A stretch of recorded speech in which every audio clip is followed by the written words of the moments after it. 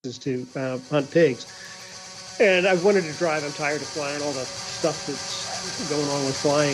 So I decided to break it up over 3 days. So I would drive 7 hours a day. I was surprised that the first and the second stop were Knoxville and then Memphis. Tennessee is long. We're long, yeah. We're long, all right. So you didn't stop in the Nashville area anyway? No, I was kind of on a time track. I've been to Nashville a couple of times. In fact, I was the guest of honor for the mystery contest called Killer Nashville. I did that, I guess, maybe 5 years ago. Yeah? Yeah. Killer Nashville. Yeah. Is that like a Comic-Con or something, but with like horror movies and mystery and stuff? Well, mostly, I think it's mostly writers, like books. Okay. Quite honestly, I don't know. More of a literary type thing. Yeah, exactly. To the degree that mystery writers write literature. But I always think it's sort of obnoxious to, I don't know. I don't consider that what I do is literature. I consider what I do as entertainment. As entertainment? Well, yeah. It there's kind of nothing is. wrong with it. There's no apology in that at all. Yeah. I mean, reading is a form of entertainment. It sure is. No doubt about it. So you could definitely be categorized that way. So you ready? Right. You have any more questions for me? You ready to do this? You ready to jump in? Yeah, I'm ready to go. Let's do it. Head first. All right, lead heads. Welcome back to another episode of the Talking Lead Podcast. This is your host, Lefty. And I've got a great show lined up for you lead heads today, especially for you thriller literary lovers. We've got Mr. John Gilstrap, and he is the New York Times best-selling author. Let me throw that in there. Yeah, well. And awards. Get it right. Well, yeah, I mean, come on. Come on. And he's won a few awards along the way with his Johnathan Grave thriller series and your new Victoria Emerson post-apocalyptic type series. And I know a lot of our listeners are really into that genre. And I know that you like to distinguish it from the zombie post-apocalyptic because it's... Yeah. It was funny when I was first pitching this idea to my publisher, and I said, and I explained it as post-apocalyptic because commercial fiction, everything has to be in a genre. Yeah. And they said, oh my God, no, you can't do that because that means monsters and zombies now. So, but there's not another word for something after the apocalypse that is just humans. So right. This is the just humans type. This is what the actual post-apocalyptic means. This is a real post-apocalyptic type scenario where there's not going to be the Walking Dead going on. No. No. And we want to learn more about your books, your characters. We want to learn more about you as a person, John, and being a 2A advocate. I know our listeners are going to be very excited to hear about that aspect of your life. Former firefighter, EMT, explosive expert. We're going to learn about all that about Mr. Gilstrap coming up. So, but before we do that, John, we've got to thank our sponsors, the people that make this happen, because we don't run on thanks on this show. It takes money. And sponsors like Kel-Tec, as you can see I'm wearing here, my nice new Kel-Tec t-shirt. And if you lead heads want to get some Kel-Tec apparel swag, you can go to their website. It's keltecweapons.com, and you use the code LEADHEAD, and they're going to give you 15% off. That is our first discount code that we've had set up with Kel-Tec. I don't think they've ever set one up with anybody before.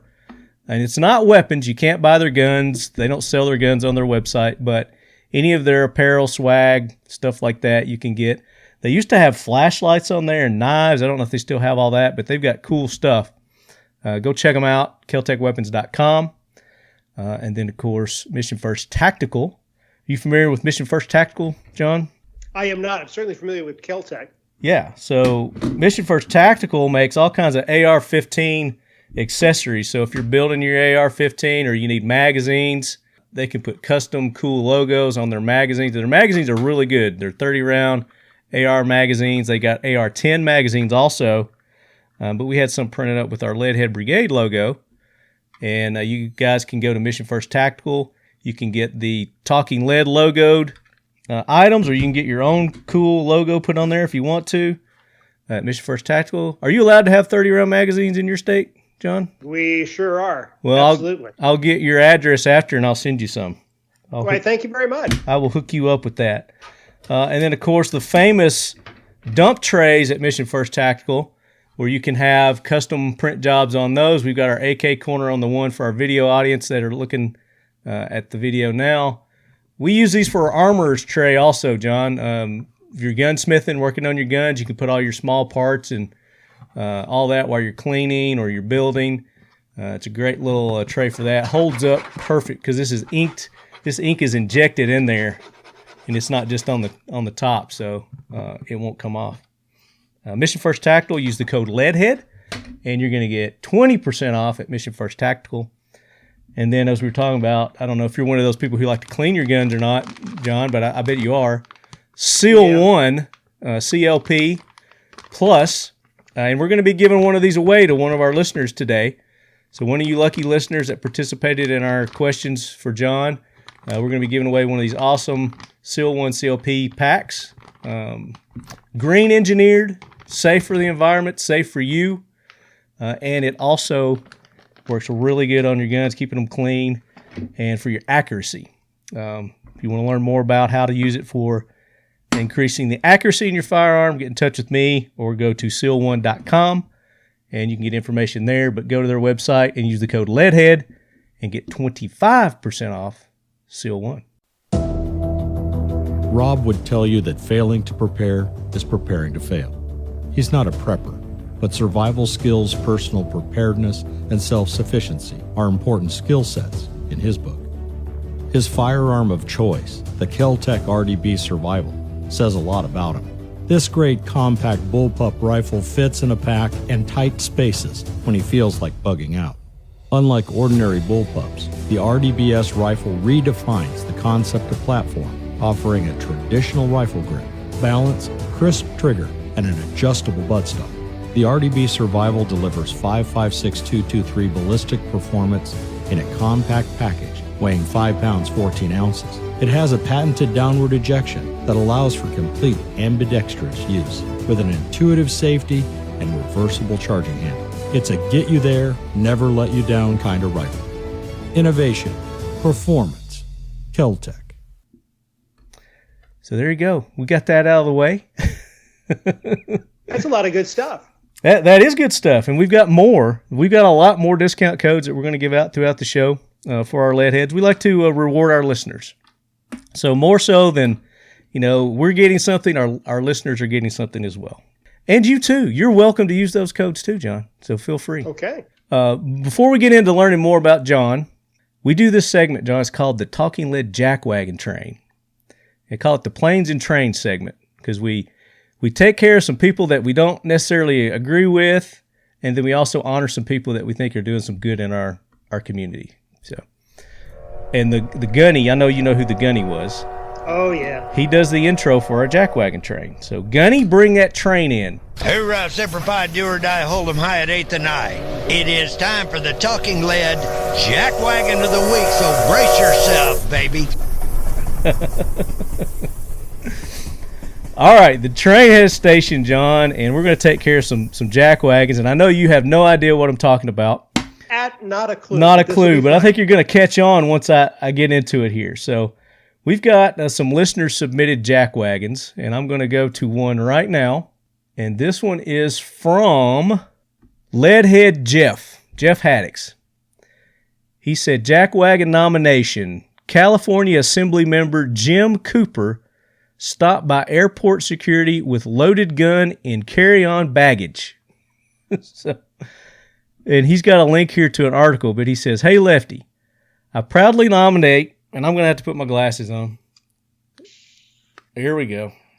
My state assemblyman, Jim Cooper, retired Sacramento County Sheriff's Deputy, current candidate for Sacramento County Sheriff, as he has lost once or twice. Assemblyman Cooper had a loaded handgun by TSA at the Sacramento International Airport in his carry-on bag a few days ago. This jackwagon is a sponsor of a bill banning homemade guns. That's what they call the ghost guns. Mm-hmm. Homemade guns. Has voted for red flag laws a resolution for Congress members to not conceal carry to the Capitol, limiting the purchasing of firearms, increase in firearm purchasing fees, requiring the DOJ to supply information to the California Firearms Violence Research Center. This is just where he came down on the wrong side of the Second Amendment, and a few he just didn't vote for at all. Many local news outlets state that he was given the firearm back after his return to the airport, stating he was a retired law enforcement. He's allowed to do that, have it on the grounds, but he can't go through security. I myself am a retired police officer. Thank you for your service, Mr. Haddix. Once in the Golden State, so in California. But I seriously doubt I would have been given the same treatment. Probably not. Keep the great content coming for another 10 years. And we're celebrating our 10 years of Talking Lead, John. So this is our 10-year anniversary of legicating the unlegicated. Did I lose you? So John's working on his audio here. I think he hit a wrong button. I can't hear you. I see your lips moving. Sometimes I can read lips. I don't think that's going to do good for our audience, though. Try this. Try hanging up and then calling back in. Sometimes that will reset it. And I'll keep going while you're doing that. So while John is working on his connection, so this is a great nomination. And it just goes to show the hypocrisy behind the people that are in government that are trying to take away our rights and our privileges, yet, this doesn't apply to them. For some reason, all these laws and bans and all that they want to impose on us, it never applies to them. And they know that it's not going to. Just like these mask mandates when they had those going on. And I don't remember the jackwagon, whoever their governor is there or mayor in California was going to all these parties, not wearing masks and doing all these social gatherings when you weren't supposed to be doing them. Knowing good and well, that's what's in our mind as well. It's like, it's useless. There's no harm in us doing this, and they know it, but yet they're trying to prevent us from doing it. So hypocrisy at its finest. So that is a great jackwagon nomination right there. And we're still kind of waiting on John to get reconnected here. But while we're doing that, I am going to do a hero, Leadhead Brigade hero. And my hero is, and it's not necessarily the people behind it, but what they're doing. Because, hold on. So we're going to try to recapture the momentum here. I kept it going. While you were gone. So welcome, welcome back. I thank you. A little trip out to limbo. I think we're probably out there. It's cold and dark. We're being spied on. Yeah. The government spying on us. They didn't want us talking because they knew we were going to make great things happen today. So we took care of that jackwagon that I was talking about there. Did you have any comments on that? Wanted to say anything about the Jim Cooper? Well, now I know what a jackwagon is, and there you go. And definitely, we call it a moron where I come from, or a moron. Yeah. It's maroon. Bugs Bunny. And when I consider how many pocket knives I have submitted to TSA over the years, it kind of angers me. Oh yeah, no doubt. I got a story on that though. Well, let's hear it.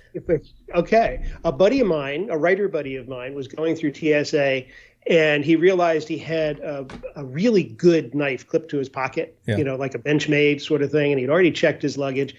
And he wasn't just going to hand it over to TSA, and he was running late on his flight, so he didn't know what to do. So he went to the bookstore in the airport, and he put the knife behind, like, Jane Eyre, one of the classic books. He was gone for a week and a half. He came back, and the knife was still there because nobody reads those books. Right. He's like, nobody's going to touch this book. It's got dust on it. It's going to be safe here. That's smart thinking. I thought that was really good. That is smart thinking, because otherwise you got to either leave with it, try to go take it back to your car, or you, like you said, you donate it to TSA, and that's just something that they're going to put in their pocket and score for them. And I was at a gun show a couple months ago, and there's a vendor that buys those from TSA and then sells them at the show. Oh, really? So, I mean, so TSA is making money off of these things. That kind of pisses me off. Absolutely they are. Why wouldn't they? It's the government, right? Yeah. Well, okay. Well, TSA, they're a government contractor, I guess. Mm-hmm. So they're just in it to win it for themselves. So they'll take anything and everything they can. For that reason, like you said, they're making money off of it. Jack wagons, definitely.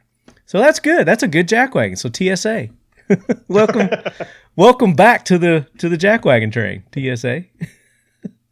So I was also talking about a hero that I wanted to nominate, and I was getting into the story about SpaceX.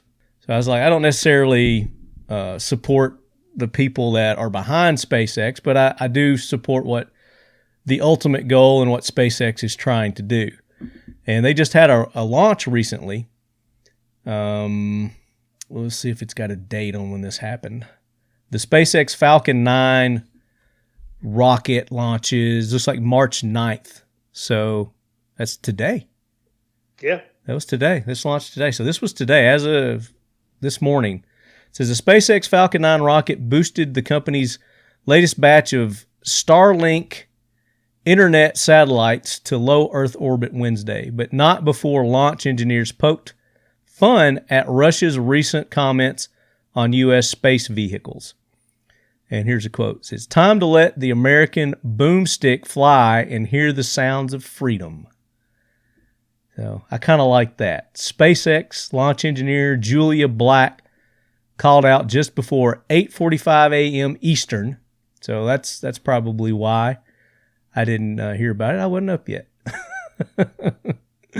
From Cape Canaveral Space Force Station, launch director is go for launch. So that's just kind of like been a childhood thing of mine, John. Ever since I was young, I always wanted to be an astronaut. So I got my degree in aerospace growing up. Did a little piloting and whatnot. But I never got as far as getting into any kind of space program. So I always like to keep close ties on NASA and SpaceX and what's the other guy, Elon Musk? What's he? Is he SpaceX or? I think he is SpaceX. Who's the other one? The Amazon guy. Oh, he's got one too, doesn't he? Bezos. Yeah, Bezos. He's got some sort of space program going too. But yeah, so I like to see our efforts to reach out into the stars continuing. So SpaceX, and necessarily not SpaceX, but Julia Black with her comment, "Time to let the American boomstick fly and hear the sounds of freedom." I like that. That's a great quote. I'll tell you, as a guy who used to be, it used to be aerospace. I used to be aerospace, but on the propulsion side of things, I have nothing but respect for the technology. The fact that they can recover their boosters on a floating little deck out in the water and have it land vertically. Yeah, that's a lot of technology, right? That there. is. That's amazing. It's amazing how far we've come. I mean, look at what it took, though. It took getting the civilian market into it to do this. You know, and that's where the government needs to let go. I mean, it just goes to show the more government interference we have with crap, the less, what's the word I'm looking for? Red tape? Not necessarily red tape, but advancement that we have. So we could have advanced a whole lot further in our endeavors to space had they turned it over to the civilian market decades ago. Decades, as Kennedy would say. You know, back in the 60s, when people were strapping themselves to ICBMs, that's what the Mercury program was. Yeah. Just a new. I think that you got to give props to the government for that. Then it got bloated and fat, and like so many government programs went out of control. But I think that the progress midway through the Apollo program, I don't know that without the participation of the government and the billions of dollars from the government, I don't think there would have been a civilian market. But there comes a point in any government program where civilian oversight is a given. Sure. But civilian industrial participation makes things work a lot better. But Martin Marietta, was involved in, I shouldn't go too far off my skis here, but on the LEM program and the various elements of the Apollo program were developed and designed by free enterprise under contracts to the government. Right. So with a lot of government oversight.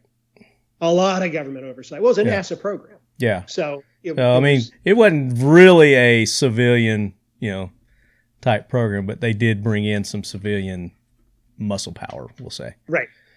Yeah. Very good. So that's my hero. Do you have a hero? You have any heroes you want to nominate for a Lead Force One ride? Right now, right at this particular moment in time, yes, I do. It is my West Virginia Senator Joe Manchin. I think that here's a guy. My politics run to the right quite a bit, and here's a guy from it used to be a deep blue state. Now the blue went away from them, so it's getting to be a deep red state. But here's a guy who's voting his conscience against his caucus and holding fast. And he's my hero for the moment. Joe, man, I'm going to share my screen. I have this ability, John. Joe Manchin, there he is. Mm-hmm. And he is West Virginia? Yeah. Up in West Virginia. There he is. Now, has he got anything in particular that he's doing right now that he's trying to push and promote? Well, he was the lone holdout in the Democrat. Well, he and Kristen Sinema were the lone holdouts that blocked the gargantuan spending plan and the Build Back Better thing that was going to get rammed through the Senate as it ran through the House. And he alone stood and said, no, it's not the right thing to do. And he took a lot of crap for it from his fellow Democrats. Very good. So welcome to Lead Force One, Joe Manchin. Definitely. What about a jackwagon? You got any more jackwagons? In my line of work, you got a lot. But it's never a good idea to call them out. Well, yeah, I understand that. You don't have to name names. You can just leave there's this group of people that do this certain thing. There's this group of people who believe that by shutting off sources of energy, we will just stop using fossil fuels and do other things. Yeah. It's foolish. The Greens are. I've been in the environmental business for a long time, but it just doesn't work. I think the amount of these are troubling times from I want to say a liberty standpoint, because that just sounds too over the top, but there's a real effort on the part of many people to control what I say, not me personally, but what say is being said. What's being disseminated.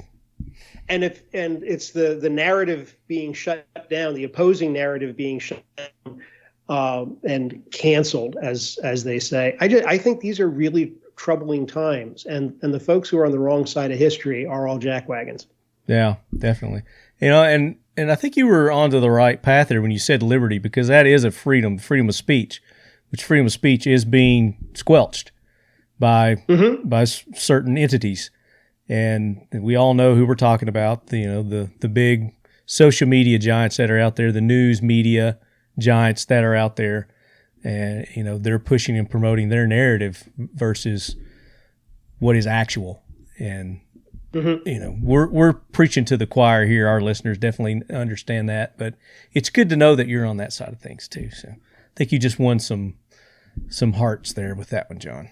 Good job. Oh, I'm very, very solidly on that. And I don't know, this is sort of a free-form conversation, but I think one of the things, we talk about liberty and freedom of, all these things being the First Amendment. And then the Third Amendment is protects us from quartering troops in our homes, which hasn't been relevant for a while. And then the Fourth Amendment is unreasonable search and seizure. And then it goes on from there, how to be treated when in prison. It is no accident that the Second Amendment is the one that falls right between the first and the third. Right. Back in the 18th century, the concern was the abuse of power and the government entities overriding the rights of individuals. Mm-hmm. So the Second Amendment sits there very significantly. And it's an argument I've always wanted to make, but never been able to. So when you talk about liberty and the protection of liberty, and whenever we're in a position where opposing thought, doesn't matter how obnoxious the opposing thought is, right. It needs to be heard. Everybody has a right to be heard and to have those rights protected, especially by the people who disagree with them. Right. And that's the problem, is that we have the right exists, but it's not being protected. Right. Correct. It's only being protected on one side. Right. Correct. We'll put it that way. But that is a great point that you bring up, and I don't guess I've really heard anybody argue it that way with the Third Amendment as well, because I guarantee you 98% of the people out there can't tell you what the Third Amendment is. So it makes perfect sense to own firearms, protect ourselves from a tyrannical government, and then the Third Amendment to keep the government from coming in and taking over your property to house their soldiers, basically just seizing your property when they want to. Right. So yeah, that's a great point. I like that. Very good. So I don't think we've got any more listeners. I'm going to go to that post because I asked them to put jack wagons on that post too. I'm just going to check it real quick. Make sure there's not any there. And as we go through, there's never a bad time to throw somebody on the jackwagon train or honor a hero. So as we go through and something pops up, we can definitely take care of them.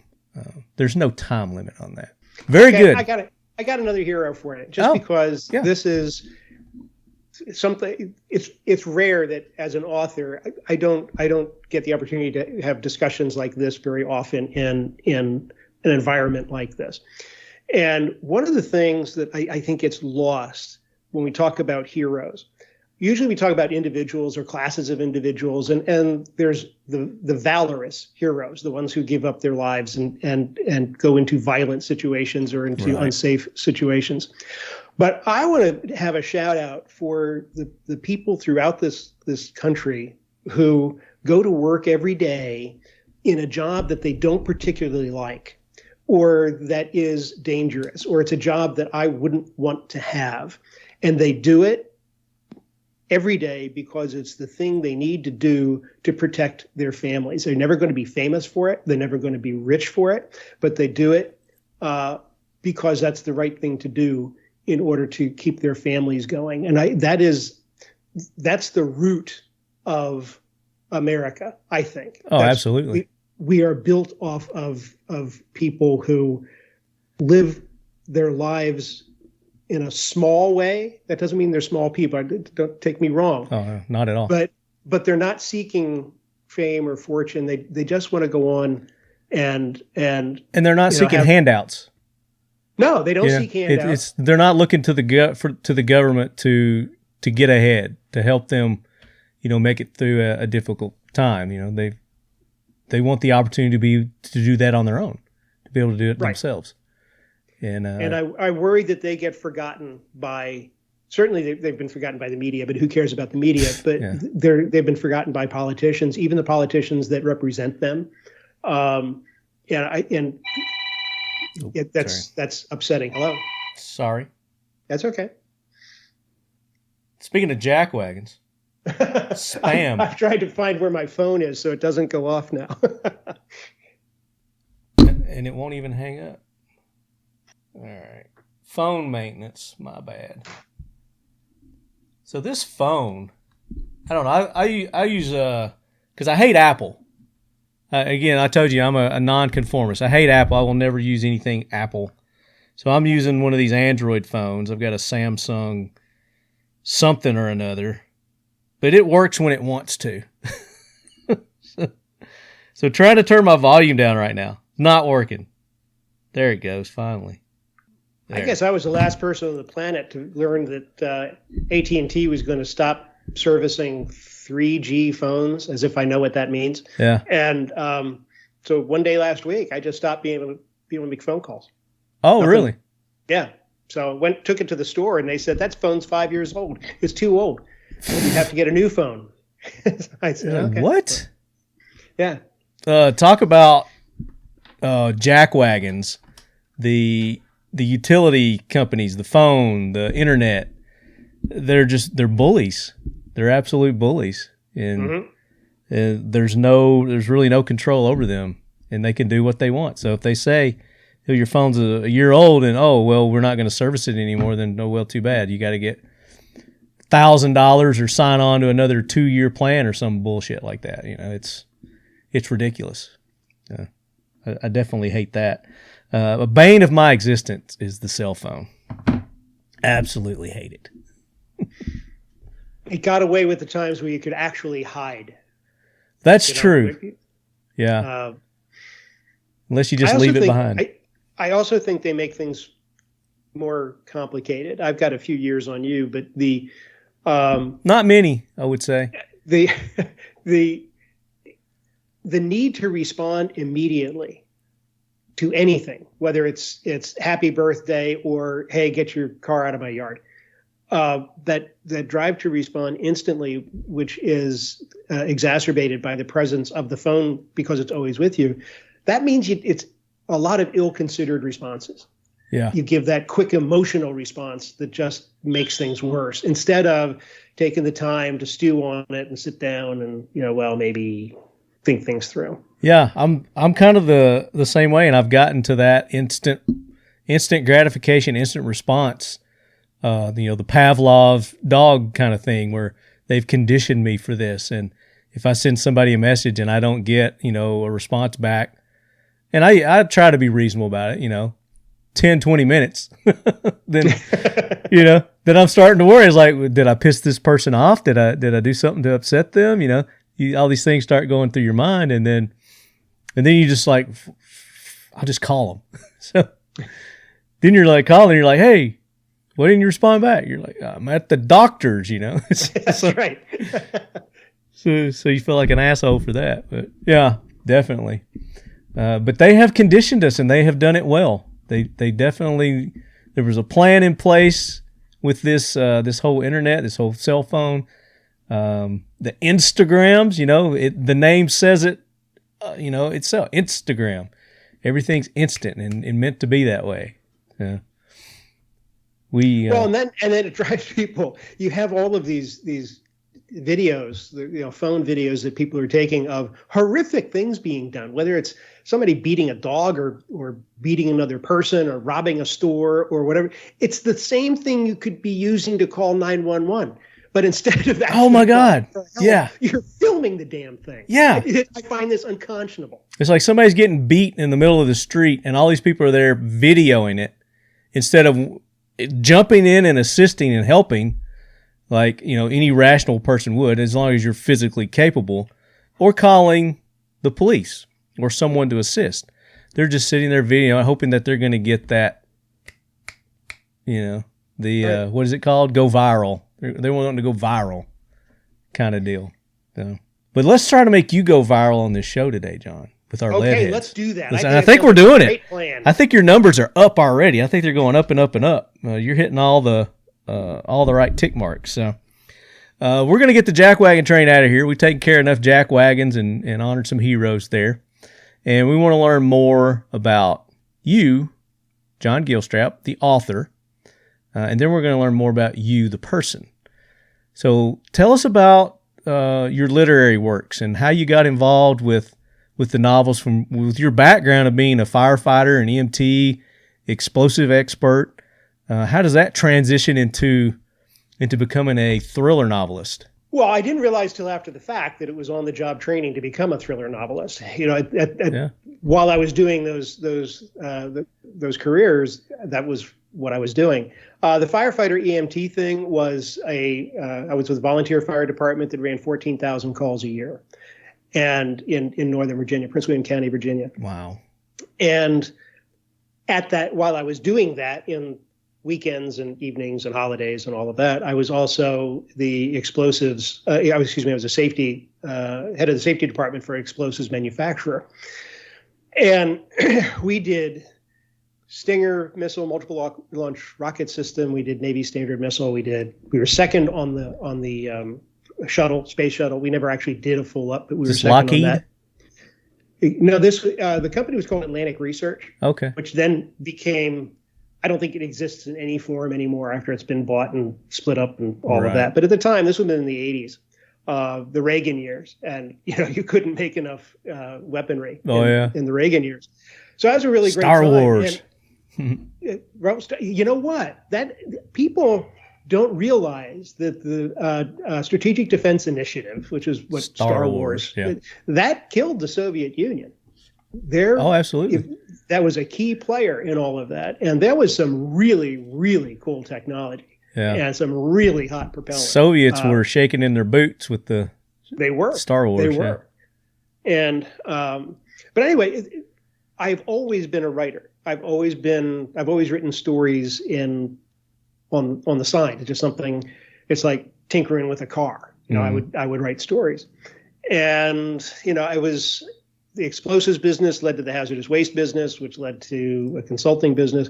And all the time I was writing. And finally, on my fourth book, the first three were just, practice novels. I enjoyed doing them, but I never thought they were any good. And my fourth book was called Nathan's Run. Wrote it in 94, came out in 96, and it was a worldwide bestseller. I mean, it was. What was that about? That was about a 12-year-old boy, Nathan Bailey, who kills a juvenile detention center guard while incarcerated and runs away. And he becomes the focus of this. Well, it's not nationwide. It was in Virginia, so a regional manhunt because he's a cop killer. He killed a guard. Yeah. And people are calling for his head, and he sort of becomes, the media runs with it, and he becomes this really evil kid. What nobody knows is that he killed in self-defense. And he ends up calling into a radio show. Denise Carpenter is the name of the character, and she calls herself the Bitch. That's her radio name, the Bitch of Washington, D.C. And There's she's a lot syndicated, and he calls in and tells his side of the story. And then suddenly things change. So that was the first thriller, and sounds it was pretty good. Translated into 23 languages, and and so suddenly, and not to be, the paycheck was really good for that, and so then it sort of made sense to be a writer. Yeah, you're like, hey, this actually can pay some bills. I might want to write another one of these things, huh? So here I am, 24 books later. So so you're a child of the 70s, 80s? Well, late 60s, 70s. Late 60s, 70s. I was born in 71, so I'm 70s, 80s. Did you ever watch the movie Logan's Run? Oh yeah, uh-huh. Yeah, did it's that? Nothing like that. Yeah, there's nothing like that. It was Nathan. Every time I was reading about it, I was like, Nathan's Run. Logan's Run immediately came to mind every time I was thinking about that. When it came out, I took heat for Logan's Run, and is it about a hot dog stand? Because Nathan's Hot Dogs was a really big deal. My gosh. But you actually had a movie option on that book, is that right? I did. Actually, we sold it outright to in a bidding war between, started with 7 studios and came down to Disney, Fox, and Warner Brothers. And that closed about 10 o'clock at night on March 1st, 1995, with this wild 3-part conference call between my film agent, which I didn't even know I had, and my literary agent, and us, my wife and I, sharing a phone. Like there are like 8 extensions in that. That one you just got rid of? Yeah, no, extensions were when phones plugged into the wall, right? Because we didn't have the cell phone stuff. The landline. That's right. I don't even know if he called it that because there wasn't an alternative. It was just the phone. Yeah, it was just the phone then. That's all we had. So that went, and then the next book was At All Costs, and sold the movie rights for that too. And it was a. So have they made a Nathan's Run? Absolutely not. I have been involved with 7 film projects. Actually, I'm working on an 8th film project. Hopefully the 8th one will work, but the other 7 will.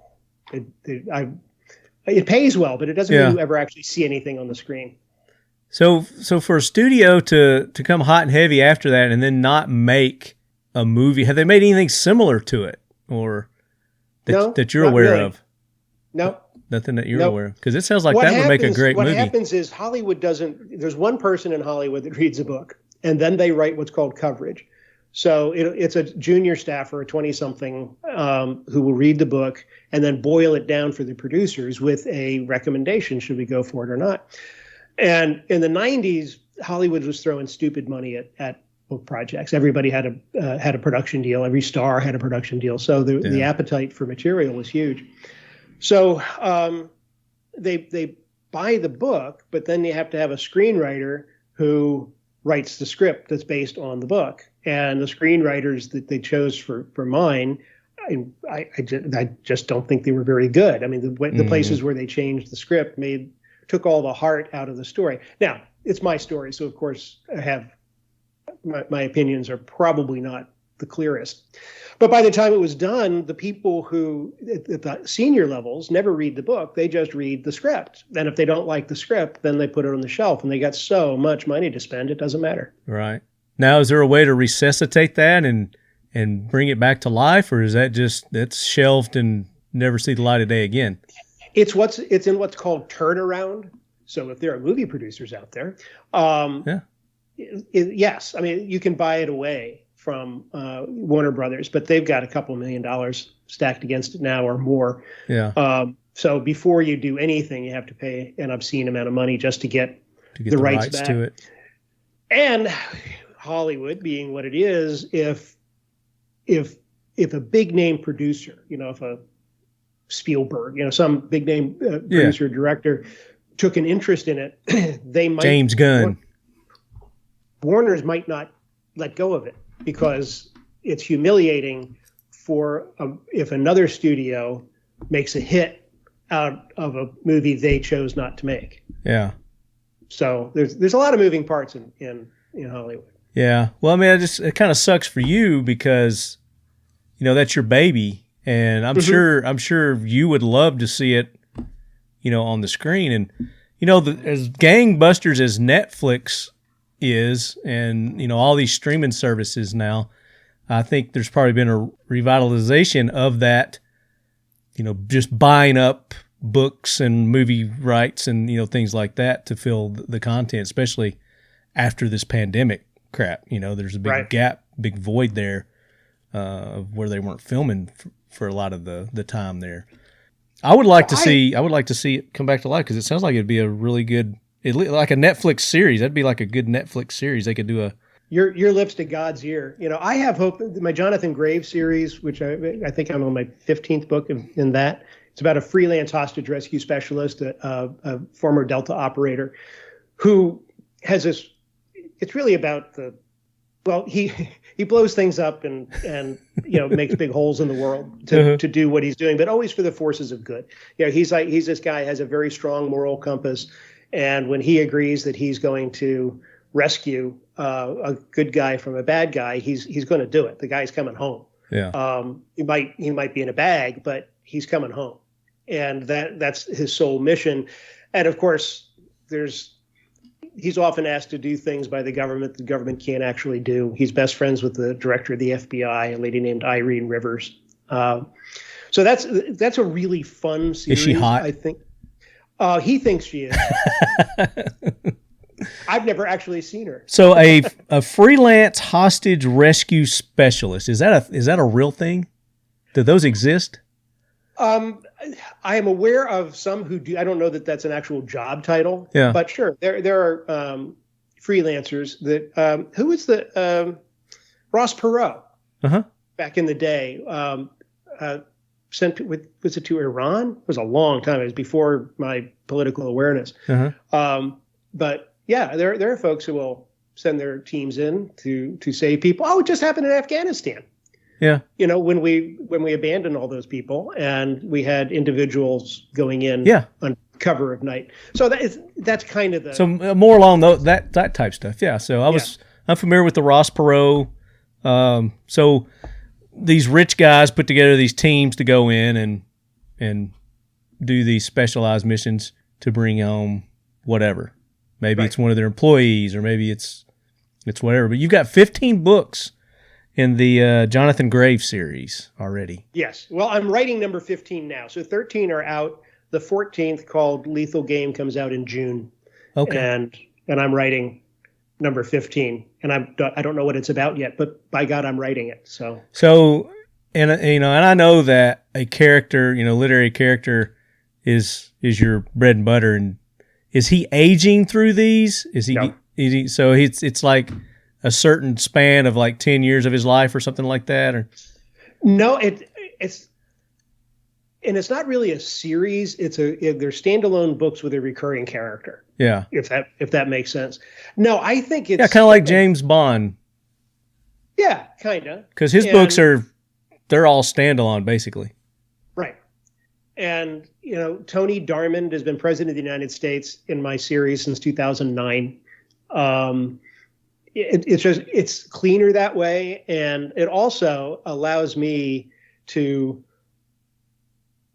tackle. I don't write politics. That's not what I do. But there are social issues and such that make any book interesting. Right. And if I keep the political class locked, then I think it's easier reading for everybody. Whoever feel bruised. Right. If the ideology stays the same throughout the exactly, book. And it's always incompetent. The Washington establishment under Tony Darmond administration, we know that he's weak and he's incompetent, and if he wasn't, then Johnathan wouldn't have as much to do. Right. From my perspective. Yeah. Right. So I think it's easier for me just to lock the character down in age, and I've never mentioned how old he is. I've never said what he looks like. Really? You never described him?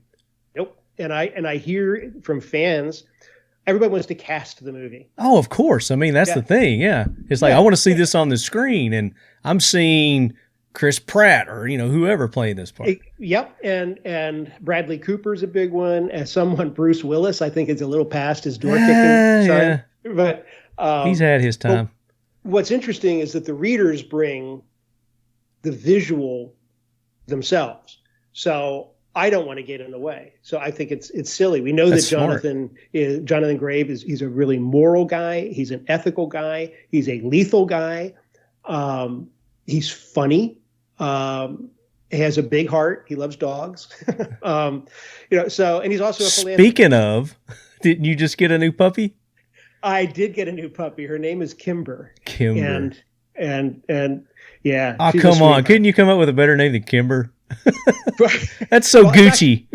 It's my wife's dog, technically, although I got you. I've pretty much fallen in love. We're getting a lab, and Kimber is a little bitty thing. Yeah. She'll maybe be 14 pounds. Some kind of spaniel breed?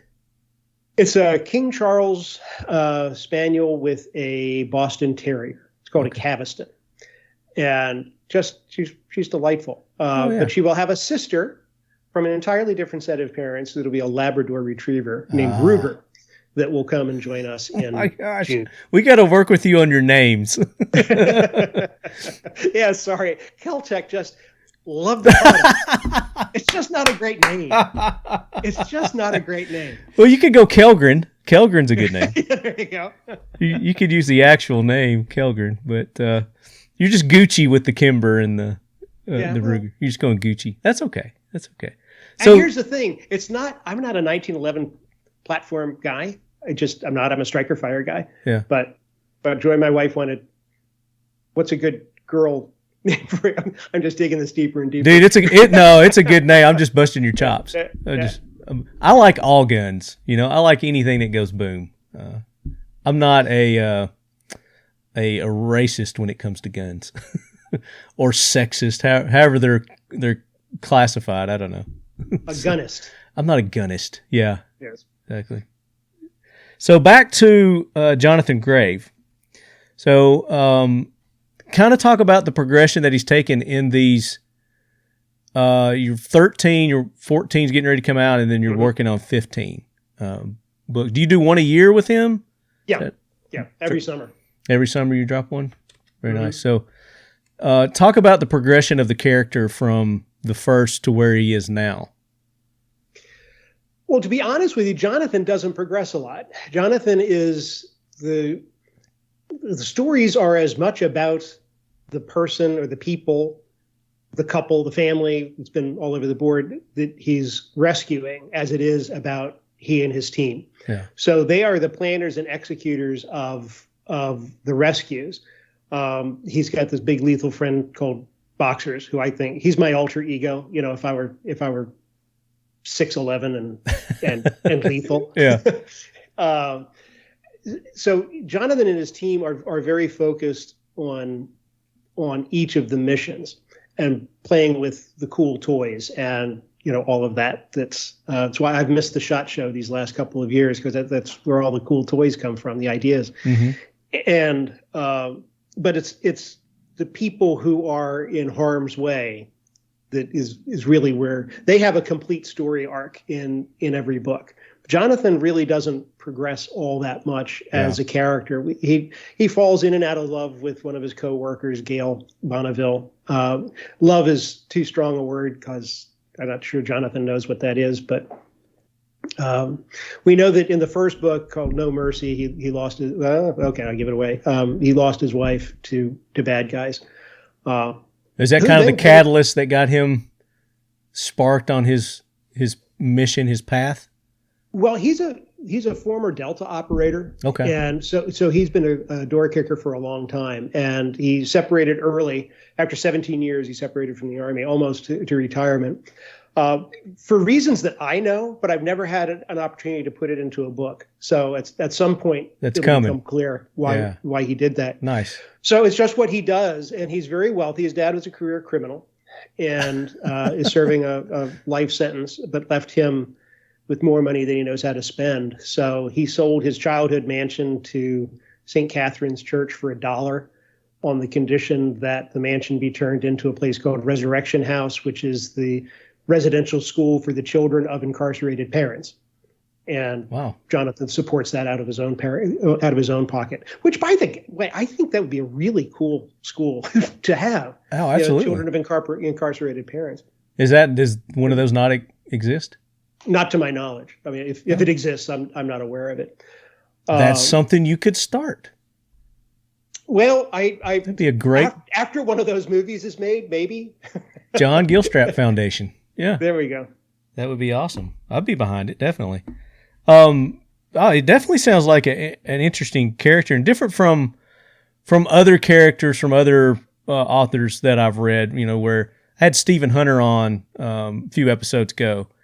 And, you know, we were talking about his character, the Bob Lee Swagger character. And, you know, of course, in those, I don't know if you're familiar with him or not, but oh yeah, he gets older, you know, right. So it's kind of a progression, you know, kind of one after the other kind of thing. So I think he's in his like 60s or 70s now in his latest novel. But, you know, eventually he's going to have to, you know, move on. And well, Steve Hunter has also done a series of books on Earl Swagger, I think, Bob Lee's father. Well, yeah, so he's kind of gone back into history to do some stories on that. Yeah. Yeah, Steve Hunter is important to me. I should say this only he was the first guy when I had written Nathan's Run back in the 90s. He had just come out with the first Bob Lee's Point of Impact. Yeah. And he was working for the Baltimore Sun. I was living in Woodbridge, Virginia. Not that that matters. And so I had this pile of pages, a manuscript that I thought was pretty good, and I knew that he worked at the Sun, and so I called him, and he answers his phone at work, and so we talked. He said, I know you're a published author, right? I love your books. What should I do? And he said, I think the first words he said to me is, please don't ask me to read your manuscript. And I said, no, I promise I won't. So he gave me some pointers on what the next steps would be. And then fast forward, I don't know, 6 months or so when I sold the book, I called him back. And I said, remember me? You talked about it? He said, yeah. I said, well, I sold the book. And he laughed and he said, that's never happened. I've had these conversations many times, but that's never happened. So Steve and I have remained close over the years. Haven't talked to him, well, COVID, right? So two and a half years. Yeah, he was an interesting cat. I enjoyed having him on. He's a big personality. He is. He definitely is. And again, he's a pro 2A. Yes, he is. Character as well. And he's really good. I mean, he's an outstanding shot. Is he? So he can actually shoot pretty good. He was being a little modest during our interview with him. So, but we're going to talk about your affinity with firearms as well. But I want to learn more about your characters. So I'm definitely intrigued with the Johnathan Grave character. So I've got to start reading those. But you've got another one that you started, and what are you, 2 or 3 into this series with the Victoria Emerson? Yeah, Victoria Emerson, Blue Fire. I happen to have, actually, this isn't even the book. I'm in the process of moving. Yeah. So all of the actual books are in a box someplace. But this is what's called an advanced reader's copy. But that's what the book looks like. Yeah. Victoria Emerson, it is post-apocalyptic. The premise of the book, Blue Fire is the second. Crimson Phoenix came out last year, and that's the first. Okay. This is a continuing story, but it succeeds as a standalone if you don't want to start at the first. But in Crimson Phoenix, the start of all of this is that Israel is planning a nuclear strike against Iran's nuclear launch facility. So they just had enough. Israel's had enough. Yeah. Because Iran keeps making all the ugly noises that they're going to launch, so they decided to do this preemptive strike. And because the United States has to be involved, we're not doing the shooting, but we're certainly involved. Ukraine. Well, Israel and Iran. It just happens to resonate right now. Yeah. And so they activate the program is called Crimson Phoenix, which is the evacuation of the government to a bunker in West Virginia, which is based on the real bunker that existed until the Washington Post broke the story in 1994, 95. Ruined it for everybody. Yeah. The U.S. Government Relocation Facility is what it's officially called. And in this book, it's called that, but it's also called the Annex. So Victoria is evacuated. I mean, she's taken by Army Major and First Sergeant we'll carry you or you can walk, but you're leaving now. Right? So they spirit her off to this bunker, and she brings her kids because she's a single mom. And when she gets to the bunker, she learns she can't bring the kids in, which is also true from the old plan. The member of the House or the Senate could bring one staff member, but no family. So she says, screw this, and decides that, if nobody thinks it's going to actually be a hot war, because it's going to be a quick strike. And in the moments before, the president's going to call the various powers and say, hey, don't panic. But a blogger leaks the story, gets a hold of it, and kind of connects the ducks. Yeah, exactly, jackwagon. And the story leaks, and Iran launches first, and then that just starts the big exchange. So when it's all done, there's nothing left. And World War. It lasts about 8 hours and is done.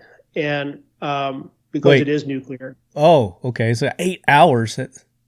Well, we got subs parked off. The flight time of ballistic missiles now, submarine launched missiles, from launch to impact, pretty much anywhere in the United States is 8 minutes. And the target packages, assuming that this hasn't changed since I don't think there's anything secret in this. The target packages are all of the launch facilities of the other team's countries. Yeah. So in order, once the Russians launch, in this case, because they're protecting themselves, once they launch, we have to launch, because if we don't launch, our launch facilities will be destroyed, and we won't have that opportunity. Right. So all this happened. It doesn't take long until everything's broken. And it's not going to take long for us to kill ourselves. Right. But, in the fictional world I've created, while billions of people are killed, we think, because it's all from Victoria's limited point of view, we don't know what she doesn't. If she doesn't know it, we don't know it. Yeah. She's in a bunker. Yeah. Well, no, she doesn't. She walks away. She said, she didn't go to the bunker. No, she doesn't go in. Whatever happens, she said, I'm going to be with my kids. I quit. I'm not a member of the House anymore. And she walks away, and she ends up surviving the attacks. And the books are about rebuilding society where people are feral. it doesn't take long. Look how people were shooting each other over toilet paper. Oh my gosh. A couple of years ago. Imagine if it's baby formula or diabetes medication. Look at what's coming though with the price of everything going up right now. Gas is what, $5 a gallon now? Yeah. And because it's $4 here, and I know we're like the cheapest anywhere in the country usually.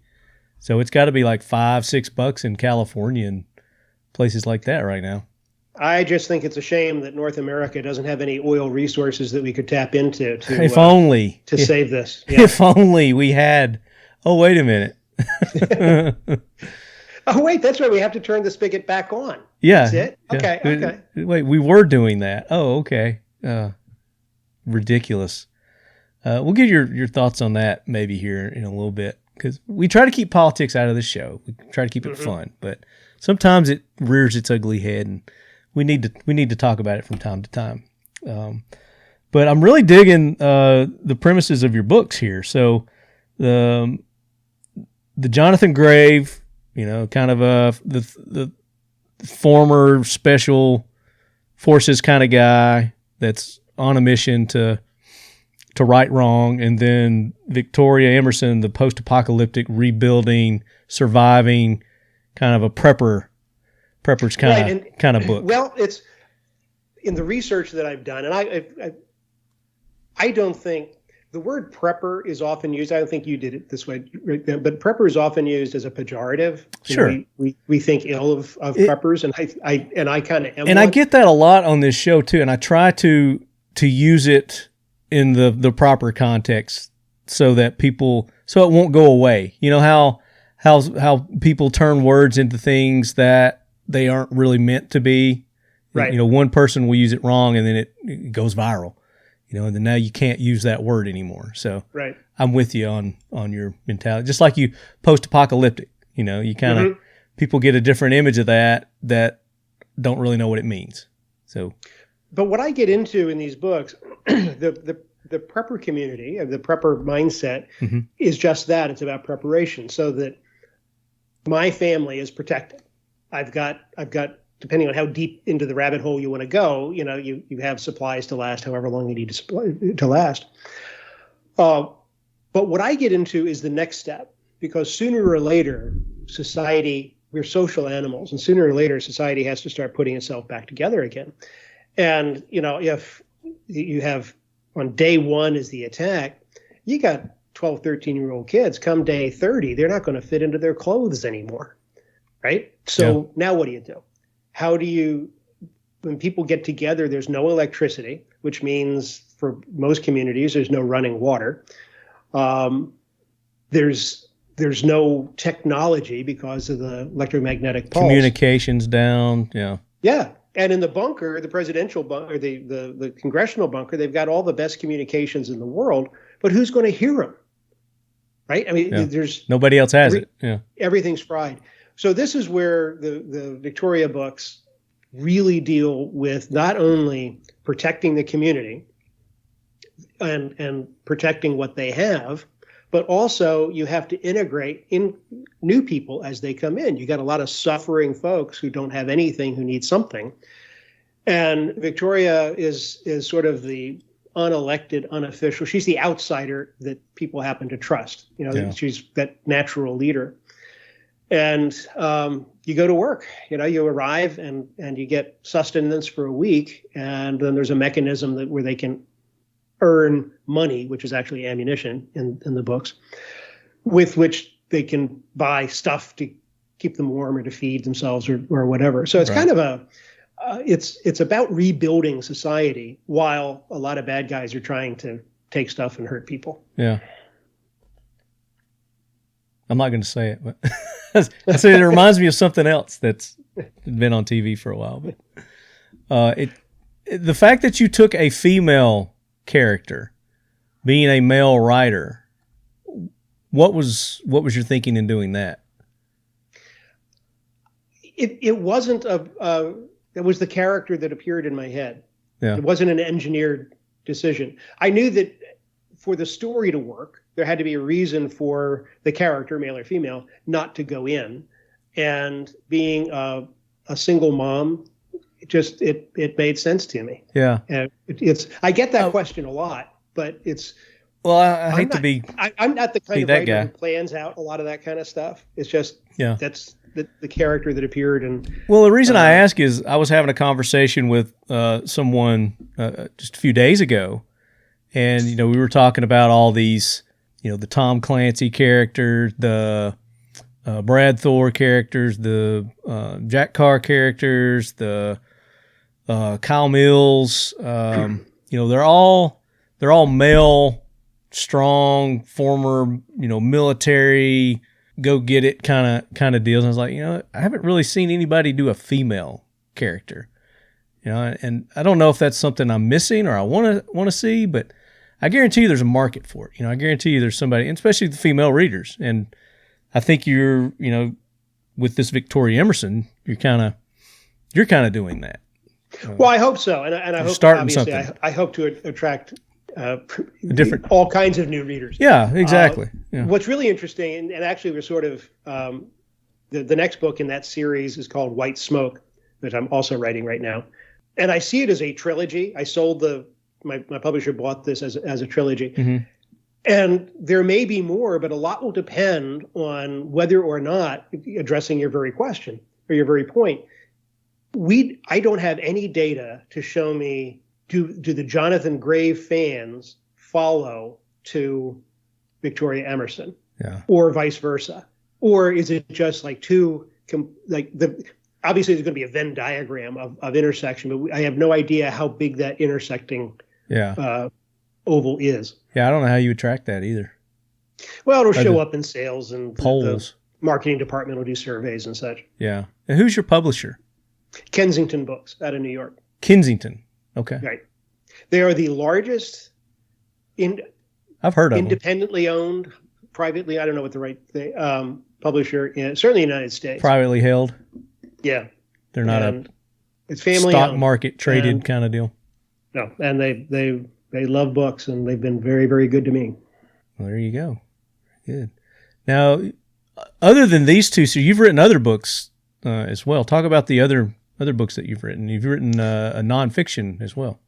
I did. I wrote a book called 6 Minutes to Freedom, which is about the rescue of Kurt Muse. In fact, you can see right here the bottom of the commemorative photograph or painting that was done. Can you move your camera up? Let's see. Can I do that? Oh, okay. There you go. Very nice. So during the final days of the Noriega regime, a fellow named Kurt Muse, an American citizen raised on the Panamanian economy. His dad owned a business in Panama City. And when he was in his 30s and Noriega was rising to power, killing a lot of Kurt's friends in the process, Kurt and a bunch of his Rotarian buddies, the Panama City Rotary Club, got together with Radio Shack equipment, not literally, but the over-the-counter type radio equipment, and they were able to override Panama's main broadcasting beam, the repeater beam. Yeah. And they broadcast a throw the bum out kind of message. And they got a little carried away. They were not, this is just citizens doing their thing, saying, exercise your right to vote and don't let them beat you up that way, whatever the message was. So Kurt and his group became public enemy number one, and he was ultimately betrayed and arrested and was sent to Modelo Prison, which is a god-awful place. And while he was there, he found a way to communicate to the military, because you had the Panama Canal Zone, you have all that stuff that's going on. So anyway, Kurt ended up being rescued by Delta Force in the opening moments of Operation Just Cause. And literally the first shots that were fired were in support of his rescue. And it's a great story. And meanwhile, his kids, Kimberly, I think, was 15 and Eric was 12. They had to evacuate because when Dad was arrested, he was arrested at the airport, and the word went out to the kids that they have to run because the PDF, Panamanian Defense Force, was going to come and get them. So they fled the country by themselves, 2 kids, and then ultimately, so it was a fun book to write and involved a lot of research. Yeah. Has there been any kind of documentary or movie done about that? there have been a number of documentaries about Operation Acid Gambit, which was the actual rescue of Kurt from Modelo. Yeah. But this is the only book that has talked about the whole story, and it is. I think it's still in development somewhere as a film that's been under option for. God, it's like an annuity. It's been under option for 10, 12 years, 16 years. It's been under option for 16 years. Now, do they pay you to keep it that way? Yeah, or? Yeah. So each year they renew. Well, it? every 3 years. Every 3 years they renew it. Yeah. Yeah. Keep thinking about it, guys. Keep on thinking about it. What was the name of that book? That was called 6 Minutes to Freedom. Okay, it's this one right here. So I've got my screen up right now. I see it. Yeah, 6 Minutes to Freedom. Yeah, that's a good one too. And you've got audio. You do audio books as well. All of I don't think that one is in audio, but all of the others are. All the novels are in audio. Do you have the same ebook. person that does all your audio work, or do you have different people do the? I guess with of course with Victoria, you would want a female to do that one. Right, and both of those have been. How do I put I don't listen to my books. I'm so tired of a book by the time I'm done with it. Yeah. The thought of it's like I don't listen to my podcast. Yeah, exactly. But all of the Grave books are narrated by Basil Sands, who's he's a good friend of mine. Okay. I had nothing to do. I met him after he had been hired, and I have nothing to do with those selections. And the lady who reads the Johnathan books, I know it's the same reader, but unfortunately, I don't know the name. That sounds terrible. I don't mean to. No, and that's fine. It depends on the reader on whether I can get into an Audible book or not, on who's actually reading it. And there's been some that I just Audible wise I couldn't do it, but I read it and it was a lot better for me to read. And I just don't. I hate. You know how you do voices in your head when you're reading? Mm-hmm. I just don't like my voices. I don't think I do good voices, so I'd rather somebody else read it to me. But yeah, I definitely want to check out your books. And I'm seeing other ones here too. You've done a whole slew of other books. There were 4. Scott Free was, God, when did I write that? 99? 2003? 2003, okay. Oh, there it is. Yeah, that's about a young man who survives a plane crash in the mountains of Utah, I believe, somewhere out in the Rockies, and he makes his way through a Metallica concert to a Metallica, right? But Scott ends up hooking up with a guy in a cabin who's a murderer, an assassin. So that sounds like a good book too. I think so. It's funny. That was the book as I was writing it, I thought this is so going to be a movie, just because it's visual and all the stuff that was in it. Crickets. I mean, not a sniff. Nobody cared. So, William Goldman, the great screenwriter, his big quote is, "In the entertainment business, no one knows anything." And I think that's probably true. To listen to how some of these movies and TV shows come to be, you would think, nobody is like, they just all bumbling idiots and it just comes together, miraculously. So it's amazing to me. I have no idea how the Hollywood wheel works. I don't think they do either. I don't think they do. It's a business model that couldn't possibly exist anywhere else. Yeah. I just don't think there's no model to it. Very good. So you've got coming out, you've got the Victoria Emerson, and did you say you've got a new Johnathan Grave coming? Yeah, the next Johnathan is called Lethal Game. That comes out in late June, the last Tuesday in June. Okay. Is that like every book? It comes out the last Tuesday of every June? Is that what your books just kind of? Yeah, I mean, that's where I am. So you've got to be very organized in your writing method to be able to hit these deadlines. You'd think so, wouldn't you? But no. I am a face on fire deadline writer. I know these things are due a year in advance of when they're due, and I will still be writing my fingers bloody 3 weeks before it's due. It's the way it works. Well, I would say by now, though, your publicist probably isn't too worried about it. You don't get a lot of phone calls and stuff, do you? Pushing you and reminding you and. No, and what I will do is I'll get the occasional email from my editor that says, my schedule's getting busy. I have time to do it. Can you get your book done 2 weeks early? She doesn't send those anymore because that's just, are you kidding me? No. She's like, come on. No, absolutely not. No way. Wait, is there more money involved? Then no. Then no. Very good. So you've got a website. It's John Gilstrap, GILSTRAP.com. So for our listeners, you can go to his website. There's an about him. There's a homepage. There's a list of all his books that he's got there. Can they order them from here? I think there's links by each book. There are links that will take you to buy. I don't sell from the site because it's just a pain to do that. Taxes e-commerce and stuff. So let somebody else deal with that. But yeah, so you guys can go there. Essays? What's the essays all about? People want to have peeks behind the scenes of what the life of a writer is like. And, you got it up there. The first one up there is A Time to Quit the Day Job and Write Full Time. So if you go in there, you find out about taxes and if you make $100,000 a year writing, you probably clear far less than 40. Oh, geez. By the time it's all done.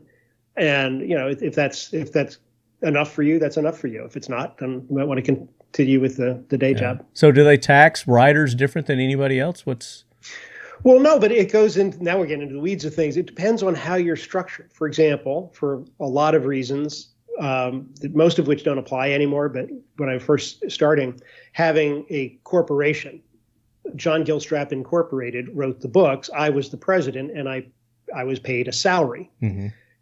Well, because I'm an employee, I have to pay both sides of FICA, which is the 7% that everybody has to pay, but I had to pay the employer's side too. So, all of a sudden you get double tax whammy. Burden. Right. So why wouldn't you just go in 1099? You got to 1099 somebody. Yeah. So it just goes into those. Have the publisher 1099 you. I don't know. I'm not a tax. Don't take my advice, people. Certainly. It's actually a complicated model there too, because you get the agency that represents me gets involved. Yeah. So these are the. But I have a YouTube channel too that goes into a lot of these individual things, like Oh, okay. How does a movie deal work? What's your YouTube channel? Author John Gilstrap, I think. Let me. Actually, there was a link there on my website. Okay. Yeah. So he's on YouTube as well. And do you just put these? Hi, I'm John Gilstrap, author of the writing tips and tricks on there? You can scroll through. I think there's 32 of them. I haven't done one in too long. Okay. So if any of our listeners are aspiring writers, which I've thought about it, I'll get these ideas and say, you know what, this would make a great something that maybe somebody else would be interested in, and then I'll just get the premise, but then it doesn't go any further than that. Do you talk about how to take an idea and turn it into a full blown? Not so much. This is less on the details of craft. I teach seminars. We used to teach, COVID. I teach seminars on those things, but. Okay. Yeah. So any of our listeners interested in being a writer, or you are a writer, it looks like he's got a nice series here on YouTube that will give you some very useful tips. Pitching your book, joining a critique group. Is that a good idea? Time to quit the J job, like you said before. Plowing through what's muddled middle. The muddled middle is when you have the great premise and it was great to write it, and there's going to have this really terrific ending, and all you have to write is the middle 200 pages. Okay. That's kind of me. It's like I've got this great idea, but I don't know how to fill between here and the end kind of things. The spoiler to that is keep writing. Just work it out. There's no right or wrong in these I'm going to write that down and go back and watch that one. So yeah, that's an interesting thing. So on YouTube, so you don't talk about any of your books or anything on your YouTube channel. You don't go in. No. Okay. Well, there's the initial credit roll kind of thing, but that's 5 seconds. I got you. And then movies. Gilstrap hired to adapt true story of heroism. So have you been involved with some movies? You done some movies? Well, movie project, nothing that has ever been on the screen, but 7 screenplays, projects. Okay. And I'm working on an 8th right now. Is that for movies or TV shows? That's not really a decision I make. If there's interest, excuse me, in the script that I'm writing. However they take it to the medium is how they take it. Yeah, I send it to my agent, and the agent sends it out, and whoever sniffs the bait is where it goes. These days, if it's not a superhero or an art house movie, the features are just not the way to go. Yeah. And this limited series stuff, I am completely hooked on Netflix. And Amazon Prime has a number of them too. Yeah, absolutely. I am too. There's one that just came out, Reacher. Reacher's great. Reacher. I like that. Completely different than the movie character. Yes. Other than they both get their clothes from Goodwill. But yeah, do you know that author? Who's the author? I do. Lee Child is his name. And now it's Andrew Child is writing for his brother Lee. But Lee is a great guy, really. Yeah. Very giving. I haven't read one of those series, but I've just seen the Netflix and the movies, and they're enjoyable. I enjoy them. Mm-hmm. Yeah, I mean, he kicks ass, and Jack Reacher is smart and he's lethal. Yeah, and he's huge. He's like that 6'11" guy that you're talking about. Yeah, exactly. In your book, big dude. I thought I read somewhere or saw or heard something that you were involved with some writing on some TV show or movie that you did. I guess I misheard. No, I worked. I did 2 movies, or 2 scripts, not 2 movies. I did 2 scripts for Dino De Laurentiis, nominally, I guess, for Universal. Yeah. But then I did a project with on the Warner lot. Uh-huh. God, what's Barry Levinson's company? Anyway, Barry Levinson. That was called Young Men and Fire, which was a fun project to work on, and it nuts. I'll never work in that town again if I tell the entire story. But well, don't do that. It went crazy. It was a very Hollywood kind of experience. Yeah, and I guess you've had a lot of experience with it, with all the the options and them coming after you for some of your books for movies. It just sounds like it's very fickle. Well, it's capricious. This whole business of I make stuff up. And people buy it, and there are a lot of other people who make stuff up, and people don't buy it. And I don't know what the X factor. I like to think that there's an element of talent that counts, but there are a lot of talented people that don't have success either. And in the movie business, there are just so many moving parts and so many people. Yeah, it's not just the writer. Then you get the director and the producer and the actors, and then it just. But somehow it works. Somehow the it projects works. come out the other end. Yeah, it works because they let people push them around. Okay. I don't know. There's those people up top that know how to pull people's strings. I don't get it. I want to do this now. I want to go to some of our listener questions because I've been holding back on some of my questions because I think some of them are covered on this. So I'm going to go to Instagram. I'm going to pull it up on my phone here. And so we're going to go to Instagram first. This is from Brian Keeney. And Brian is a huge action thriller novel lover. He's been on the show a couple of times and co-hosted with me with Jack Carr and Stephen Hunter and a couple of other. Says, I'm assuming by your subject matter that you're a prepper. How have your preps changed between 2019 and today? 2019 today, I have gone from a suburban environment in Northern Virginia, and on Friday I'm moving to 6 acres out in the woods in West Virginia. And the freezer's going to be a lot bigger, and there's a bunker. Well, kind of, actually. But it's the philosophy hasn't changed at all, but the volume, the physical space has changed, because I think that and actually, food preservation is getting better, and I'm not a big believer in the stocking MREs and all that, because all that has a shelf life and it just takes up space. But a lot of Bambi and assorted. Are you a hunter? I am just beginning into that. I went on a pig hunt back in October. I shot a pig, one shot, one kill, 275 yards. Very nice. It was a hog, wasn't it? Then I put the gun away and said, okay, that's it. No, it's where was this at? Texas? The process.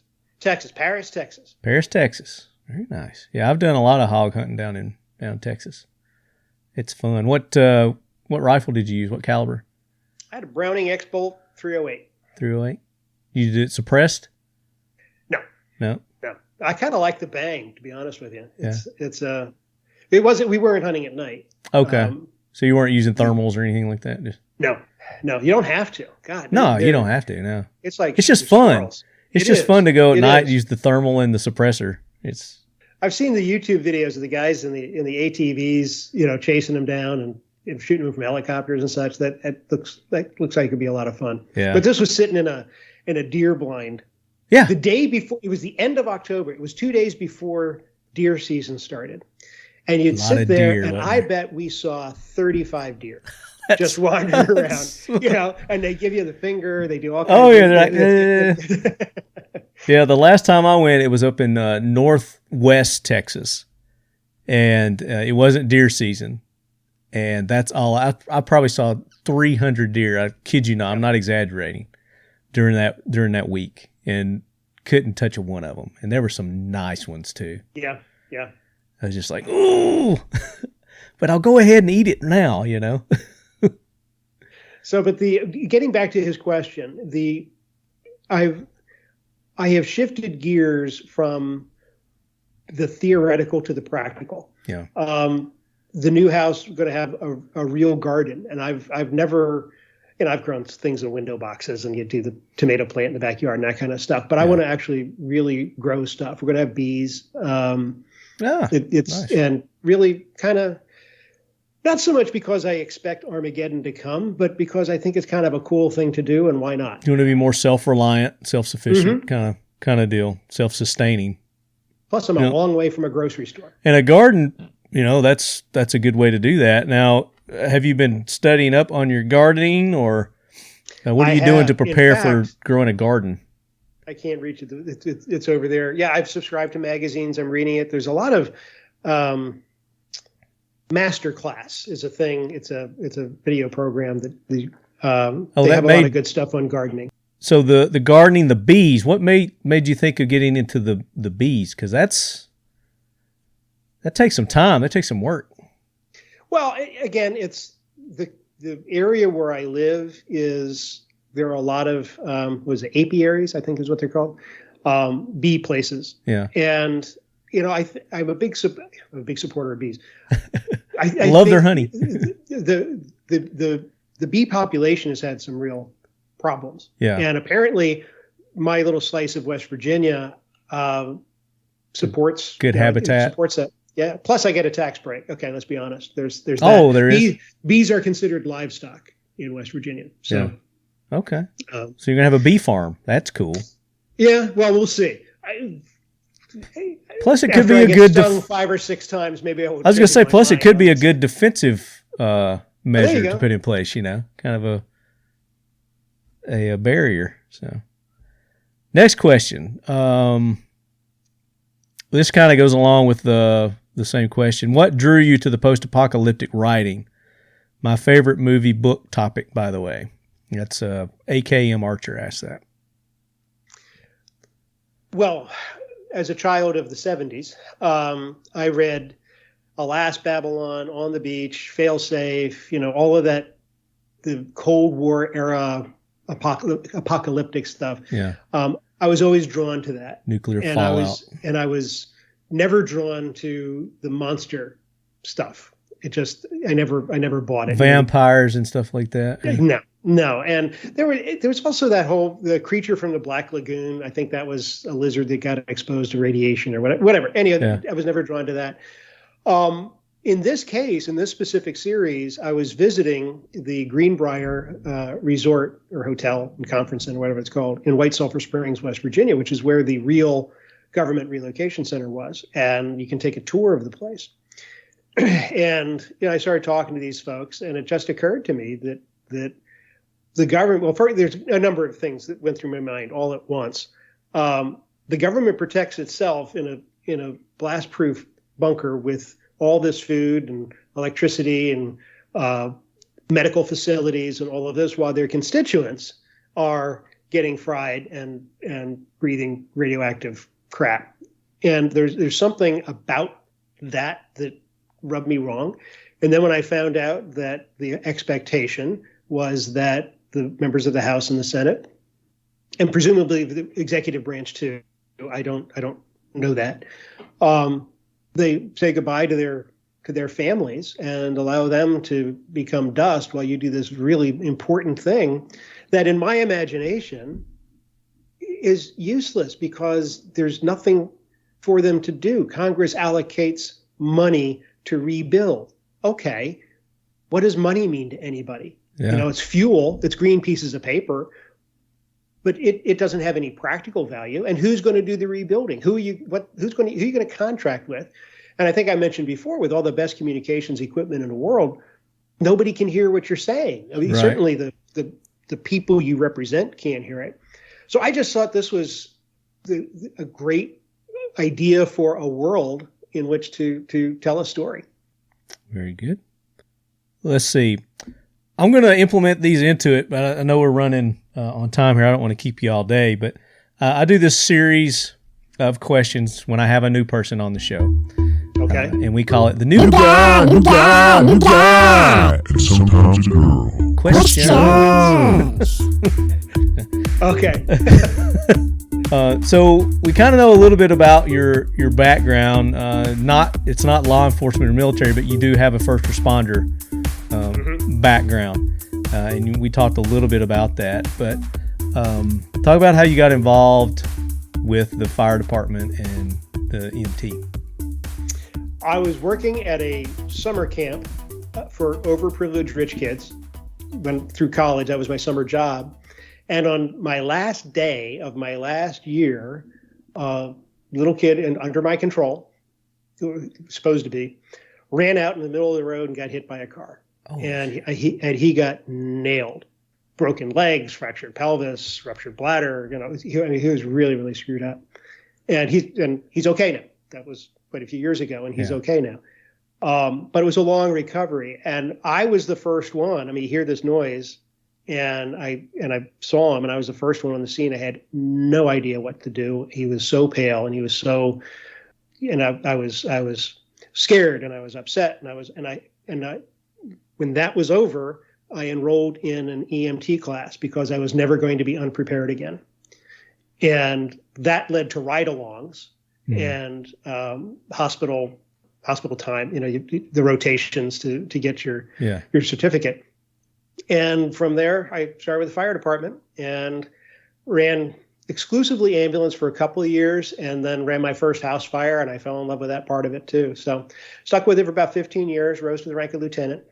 And that's how I did it. I ended up stopping when I fell through a floor in a fire, found the seat of the fire, but didn't get hurt. I should have been killed. Didn't get hurt. Did you fall like a considerable amount of? No, I fell to my armpits. It was a daycare center at night. There was nobody there, but it was an old house that had been converted to a daycare center. Oh. A lot of smoke, a lot of heat, but we couldn't find the fire. And I was stupid, and I left the wall to try to find the you don't throw water at smoke. You have to throw water at the fire. And so I went to find the fire, and I got to the middle of the room and the floor went away, and I got my arms out and caught myself that way. So I did like dangling. Classic. Yeah. Classic movie falling through the floor. But here's the thing. We kept our radios in a pocket. Yeah. Over here. So there's no way for me to get to it. But if you scream loud enough, people will come and pull your ass out of the hole. If your tongue was long enough, come on. Yeah. Well, you're wearing a mask. It would be otherwise. Yeah. I take it you got rescued. They came and pulled you through. And then you went didn't down fall to all the the way through. basement. We put the fire out. And I just got to thinking, it's volunteer. I'm getting older and have responsibilities. And was that the deciding factor to hang up the EMT? The deciding factor was not that so much as I realized that changed my viewpoint. I started thinking about the wrong things in tempering. As a young man, you see the fire and you just rush in and cock strong. Don't think about it. You got something cool to talk about, and I just realized that I shouldn't be doing this anymore. I wasn't as focused on the mission as I was before. I think it got into my head that I had too much to lose. And at that time, were you into the writing? I've been into writing since I've been able to pick up a pen. But right then I had finished what was my third unpublished, and I never tried to sell those. And I had and that actually led, it's kind of a bureaucratic, boring thing, but that led directly to being appointed to a county commission that exposed me to the juvenile detention center, the conditions of the juvenile detention center in the county where I lived. And that led to Nathan's Run, and boom. So, it's weird how everything is kind of linked together. Yeah. Now, the explosive part of your life, was that before the fire EMT or after? Or was that during the whole? Because you actually volunteered, probably doing both. In the middle. I was, my undergraduate degree is history, and then I ended up getting a graduate degree in safety engineering, which I kind of related to the fire service. I never wanted to be a paid firefighter, just didn't want to. Yeah. But to be a safety engineer was kind of cool, especially we were just building the Washington Metro state system and all that at the time. And a guy that I met in class was working in an explosives plant, a propulsion plant, and looking for then a junior engineer, and he hired me, and I did that for 9 years. And what does an explosive engineer do? My job was to make sure stuff didn't blow up until it was supposed to. Okay. It's propellant in particular. Explosives are made like bread in great big mixers, Hobart mixers. Yeah. I mean, they're just huge, with really, really fine shear clearances, and any form of contamination, any piece of metal, any rock, any boneheaded move at the mix station, it'll blow up. And so my job dealt with, don't let it blow up, but if we assume it does, then how do we keep the blast from hurting people? It's okay to lay down trees, but you can't hurt people. And I was doing this because I see you've got all your digits. I do. That means I'm a good explosives guy. Right. I don't know about your toes, but he's got all his fingers, so he did well. He survived it. Did you get the opportunity to test the explosives? Oh yeah, all the time. And actually, it was also my job to. The only legal way to dispose of explosive waste is to burn it. And we had these enormous burn pits out this is a 600-acre facility, so out in the back 40. Yeah. We'd pile thousands of pounds of this stuff into a pit, and my job was to push the button. And it was there's no bad day when you blow stuff up. It's pretty cool. What's one of the coolest things you had the opportunity to explode? Well, I don't know if it was cool or if it was terrifying. I accidentally had a 1,500-pound detonation of fine aluminum powder and ammonium perchlorate, which we broke windows for miles. Oh, yeah. And set the world on fire, which was also my job. I was the head of the in charge of the plant fire brigade. That was exciting, but I'm not sure it was all that much fun. I laugh about it in retrospect. So tannerite's nothing to you. So tannerite's pretty cool. And the guy, I shouldn't make fun of people who got hurt, but you've seen the lawnmower. The guy stuffs tannerite into a lawnmower and shoots it from like 50 feet away. I think it killed him. I know that it hurt him. Oh, sheesh. No, I haven't seen that. That's bad stuff. I mean, it's not bad. It's fun stuff. I saw one where they had it in a car. It's like a wrecked piece of shit car. And they did it, and you see the door come right by the camera, and the guy's just on the right side of the camera, and it goes just to the left side of the camera. I've seen that one. This stuff's no joke. You seen the one at the hog feeder? Yeah, I've seen. Next question from our listeners. How heavy is explosive protection gear? This is from Tongue for Wiston. For T. Wiston. I've never done the EOD stuff. I'm not the diffuser. We're talking about the what was the movie? The horrible movie. It won the Academy Award. Oh, did you think it was horrible? I did. I liked it. That's not how it works. And I've heard that. I've heard that it's not. It wasn't realistic at all. A lot of it was just fabricated crap. But I enjoyed the movie. So the one EOD guy. So the basic answer to the question is I don't know. I've never worn it. I've seen it at the SHOT Show and stuff, and it looks really uncomfortable. Yeah. The one EOD guy I do know who does this for a SWAT team, he doesn't wear. He wears a like ballistic armor with plates, but he doesn't wear anything on his arms and hands because he doesn't want to lose the dexterity. And if it's big enough to blow, he's going to lose his arms and hands anyway. So his mindset is it's better to be able to have fine movements in your hands than it is to. This is not a line of work I would ever do. That's what robots are made for in my world. I can't. Well, and I think those are becoming more and more the thing too, rather than an actual person going and. It's killing the Hurt Locker. I had to look it up. Hurt Locker. Yeah. That's it. The Hurt Locker. Yeah. Jeremy Renier was in that. All right. Next question is, what's your earliest recollection of shooting a gun, firearm? How old were you and what was it? It was a Remington Target Master made they only made between 1936 and 1939. So it was the gun my dad got for his 10th birthday. And we went out shooting this thing. I still have it. It's a tree trunk and a hunk of iron. This thing weighs a ton.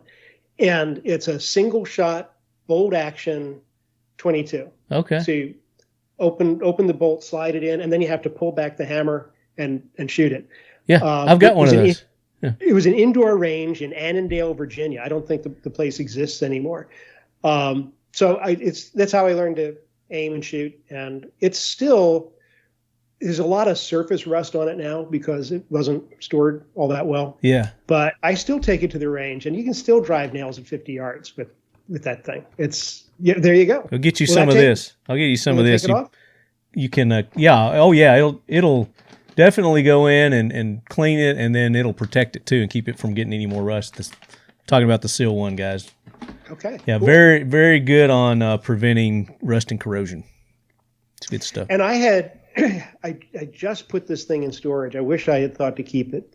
The first gun I held, my great-grandfather, Isaac Lincoln Gilstrap, was a deputy U.S. Marshal in Oklahoma Indian Territory and killed in the line of duty in 1906. And I have the Colt 45 Bisley that was his personal revolver. His service weapon was taken from the body after he was killed, but this is the one that he would carry, according to family lore. But it's got the Bakelite grips that are really, really well worn, and it's notched, supposedly for the guy he killed. But the Bisley has a curved hammer. How do you spell Bisley?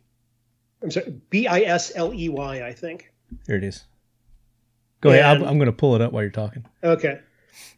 And because of the curved hammer, he would wear it as a pocket gun in his back pocket under a greatcoat.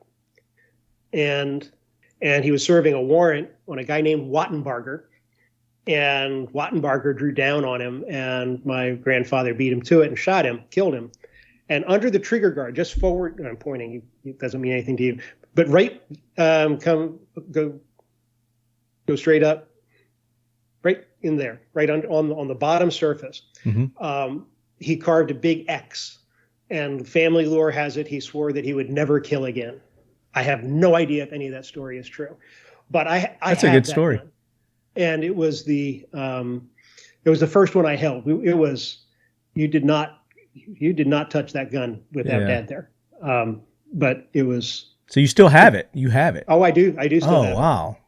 I don't have it to show, unfortunately. I just literally yesterday put it into the new house. Did you not know you were doing the Talking Lead podcast today? Well, I Come just on. didn't. I got a lot of moving parts in my life right now. But it's pretty cool. I've never shot. That's it. a nice black powder. Yeah, that's a nice family heirloom there. It is. Now, do you have children? We haven't just talked about that. I have one son. He's 35. Okay. Is he into firearms and shooting? And oh God, yes. Okay. Yeah, he becomes my assistant when I go to the SHOT Show. So we do the whole media day thing. And did you make it to this year's SHOT Show? No, I didn't. And in large either. part because he broke his leg and really badly at work. So we didn't. This was kind of a shit show year. We all got hit with COVID really bad. My wife went to the hospital with COVID and fully vaxxed, by the way. Yeah, there you go. And how about that? So no, we couldn't make it this year. And quite honestly, with all the masks and stuff, I'm not wandering around those convention centers wearing them. Yeah. Well, they had, from what I understand, because I didn't go this year either, just because I didn't want to deal with all that bull crap, is that there was a lot of nonconformity. So our brothers and sisters did well in bucking the system there. From what I hear. God, it's been 2 years. Oh, I do too. Yeah, I do too. Now, NRA's coming up. Do you go to the NRA? I never have because I always go to the SHOT Show. When's NRA? It is May 21st through the 24th or something like that. Oh. 2022. Let's see. It is, and it's in Houston, 27th through the 29th, so the end of May. Okay. Yeah, so we're planning on going to that. Typically, somebody will host us to put the studio, and we'll do recordings and stuff from SHOT Show and NRA. So we're looking for a host. So if anybody's listening and they want to host us for that, an availability just came up. So get in touch with me, talkinglet@gmail.com. But I probably will go either way just to walk around and check it out. I think you'd enjoy it. It's not as big or as hectic as SHOT Show. But you still have, and I don't know, there's probably going to be several people that don't go to this too, company wise, that pulled out a SHOT Show just like they'll probably do here. But it's still, people bring their newest, latest, and greatest, and sometimes you get stuff that they didn't release at SHOT Show at the NRA. So cool. I'll look into that, actually, because it's just been too long. I so enjoy those things. And frankly, there's a lot of research opportunities, talking to people. Jeff Gonzalez, I don't even know him or not. Sounds familiar. He's a former SEAL. I don't know if a retired SEAL, I guess. I've had several SEALs on the show. Maybe that's where I heard of him. Maybe one of them mentioned him or something. But he's been a lot of help to me in night vision technology and such, in getting information that would be really hard to find outside of that level of expertise. And frankly, it's like fish in a barrel. Everybody who's anybody is there. And if you need expertise on anything in what I do, Yeah.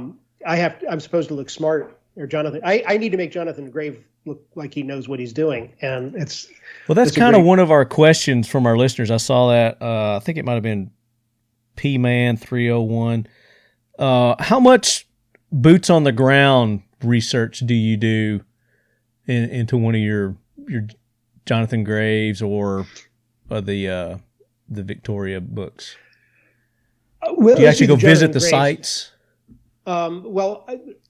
There isn't. Johnathan Grave has never handled a weapon system that I have not handled. Now, it could have been at Media Day at the SHOT Show, but I was a bad guy for some FDLE, Florida Department of Law Enforcement SWAT team training. I was the bad guy, a hostage taker in a school, and it was a Sims training class. So yeah. I worked with them and they taught me a lot of their techniques, or I observed a lot of their techniques. And then I asked very specific questions, like if the bad guy did this, how would you handle it? And we'd actually act it out. Right. I've been to the SEAL compound in Virginia Beach. I've been to HRT headquarters in Quantico. And so I do a lot. What's nice about writing in the genre that I write, the Johnathan Grave stuff, and having done it for a long time, I'll knock wood here, probably do hell with the microphone, but people will answer my emails, and I'll get to go and play with stuff. So the answer is a lot of hands-on research. I understand that you've been to Gunsight in Arizona and done some training. I've got an opportunity coming up. It was supposed to be in the end of this month, but they changed it to June. So in June, I'm going to be going up there and doing some defensive pistol, rifle, and shotgun training. I'm looking forward to it. Any tips? Well, the road that leads up, unless they fixed it, it is one of the worst roads on the planet that leads up to the last mile or so to Gunsight Academy. It's like driving on a washboard.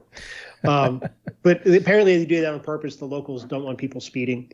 But sure. Gunsight Academy itself is amazing. I took a week-long handgun, carbine, and knife course, edged weapons. Yeah. Which Steve Tarani taught the knives, who's, first of all, he's a really great guy and stupidly good at what he does. And that was really interesting. Obviously, we don't fight each other with knives. But we did get to attack pig carcasses that were dressed in various levels of clothing. So we had the winter clothes and the T-shirt and all this. And it's really astonishing how, I guess I always thought stabbing took more effort than it really does. Yeah. And in fact, I took a swipe, against this pig carcass, and I actually thought I whiffed it. I don't know how I could have done that, but I actually had, in fact, gone through the jacket and the chest cavity into the thoracic cavity. Because it was so sharp. Yeah. And so, no, Gunsight Academy is terrific. And Paulden, Arizona, I think is where it's located. I forget, there's no Ritz-Carlton there. And the people, gun people are just fun people to be around. Yeah. Right?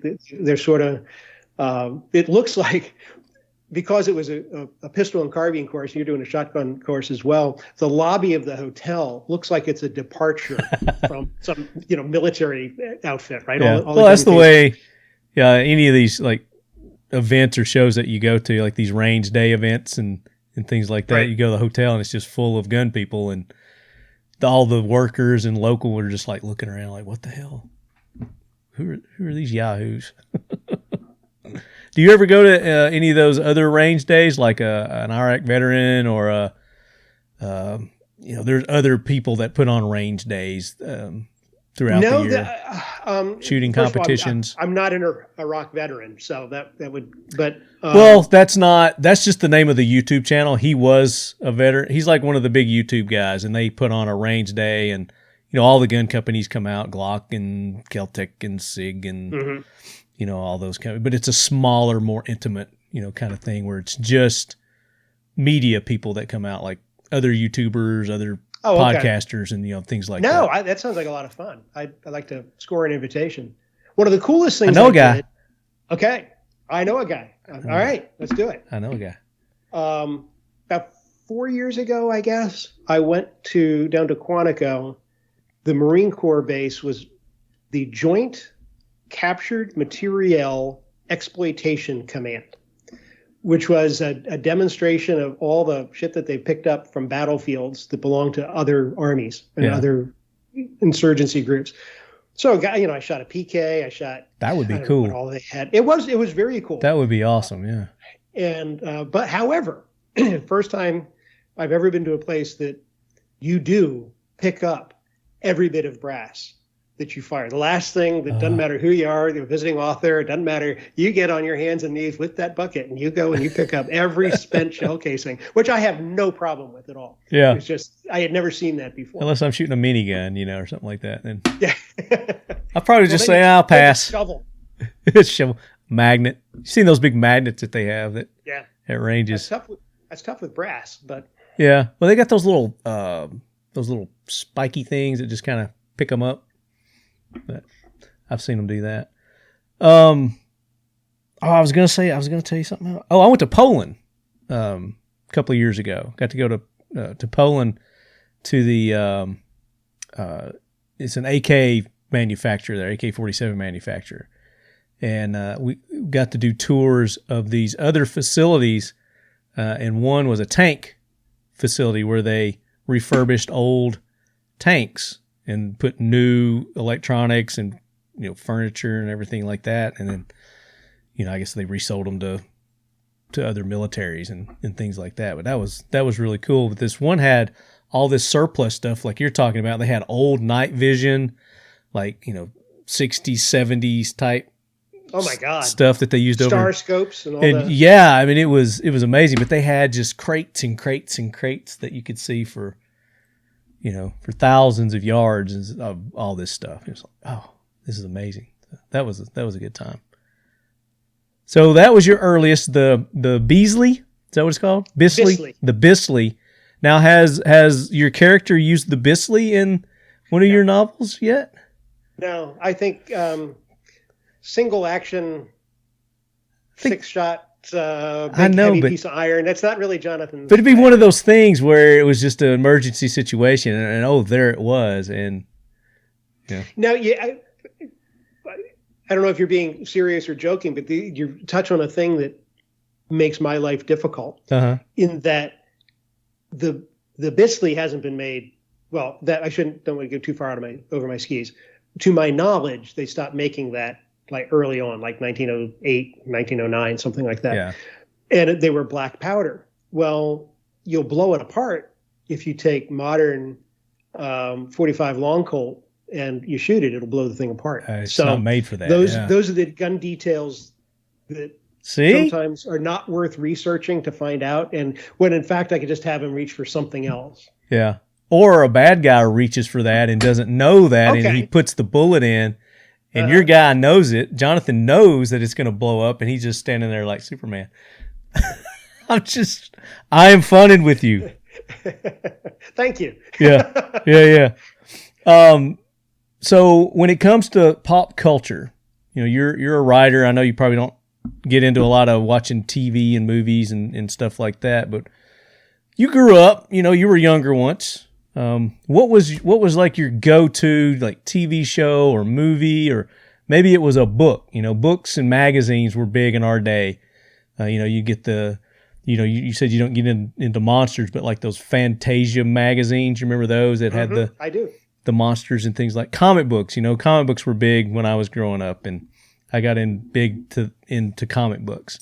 Got 2 older brothers, so I got a lot of hand-me-downs of the comic books, and stuff like that. But what is your go-to where you sit down, you could relax, and you could just, watch it? As a kid? Or do it? No, just now, what would you do? Maybe it's something that you did as a kid. Well, now it's sitting down with an adult beverage and watching a good Netflix series is great. Okay. I look forward to, again, we're in this transitional thing. We're in the process of moving. So in this apartment, there's no place to sit and read. And I haven't read a book in 7 months, and it's making me crazy. So in the new place, it's got a library in it, and I look forward to quiet nights of just plowing through. And what's that beverage that you got sitting next to you? What's your go-to beverage? This one? Oh no, over there. Okay. No, just what's your go-to beverage? You said I like sitting down with a beverage. Before dinner, it's a Beefeater martini, and in the evenings it'll be a wee dram of scotch. Single malt. Lagavulin is my favorite. Very nice. Which is interesting. Johnathan Grave's favorite scotch is Lagavulin. How is that possible? How is that possible? I've mentioned it, I think, in every book, hoping that at some point the Lagavulin people will be grateful and send me a case of it. But so far, that's never happened. Nothing. Well, we need to get them on the show. That's right. And say, oh, by the way, I heard about you guys through Mr. Gilstrap's novels. Are you familiar? Yeah. So that is a nice beverage of choice. I like that. Now, is that like your daily routine or nightly routine? Is the Beefeater before and then the... No, well, the Beefeater before is fairly routine. The redram afterwards is special. Often the step too far. so I got to pace myself. That's the deep relaxation when you hit that. Well, today is Wednesday, so yes. At 6:00 Eastern tonight, I will get together with two writer buddies, and we will have a happy hour, which we've had ever since COVID started. Nice. on Wednesday nights, and so that'll be personally get together. Or are you guys doing a virtual? Zoom. A Zoom. It used to be personal, but that's obviously. Cool. So you guys just toss around some ideas and things that you're working on, or is it just talk personal stuff? You get writers together. The one thing they never talk about is writing. There you go. It doesn't come up unless they're running late on their submission, or if a copy editor has gone crazy and starts noticing stuff that shouldn't. Now, do you talk smack about other writers? Oh God, yes.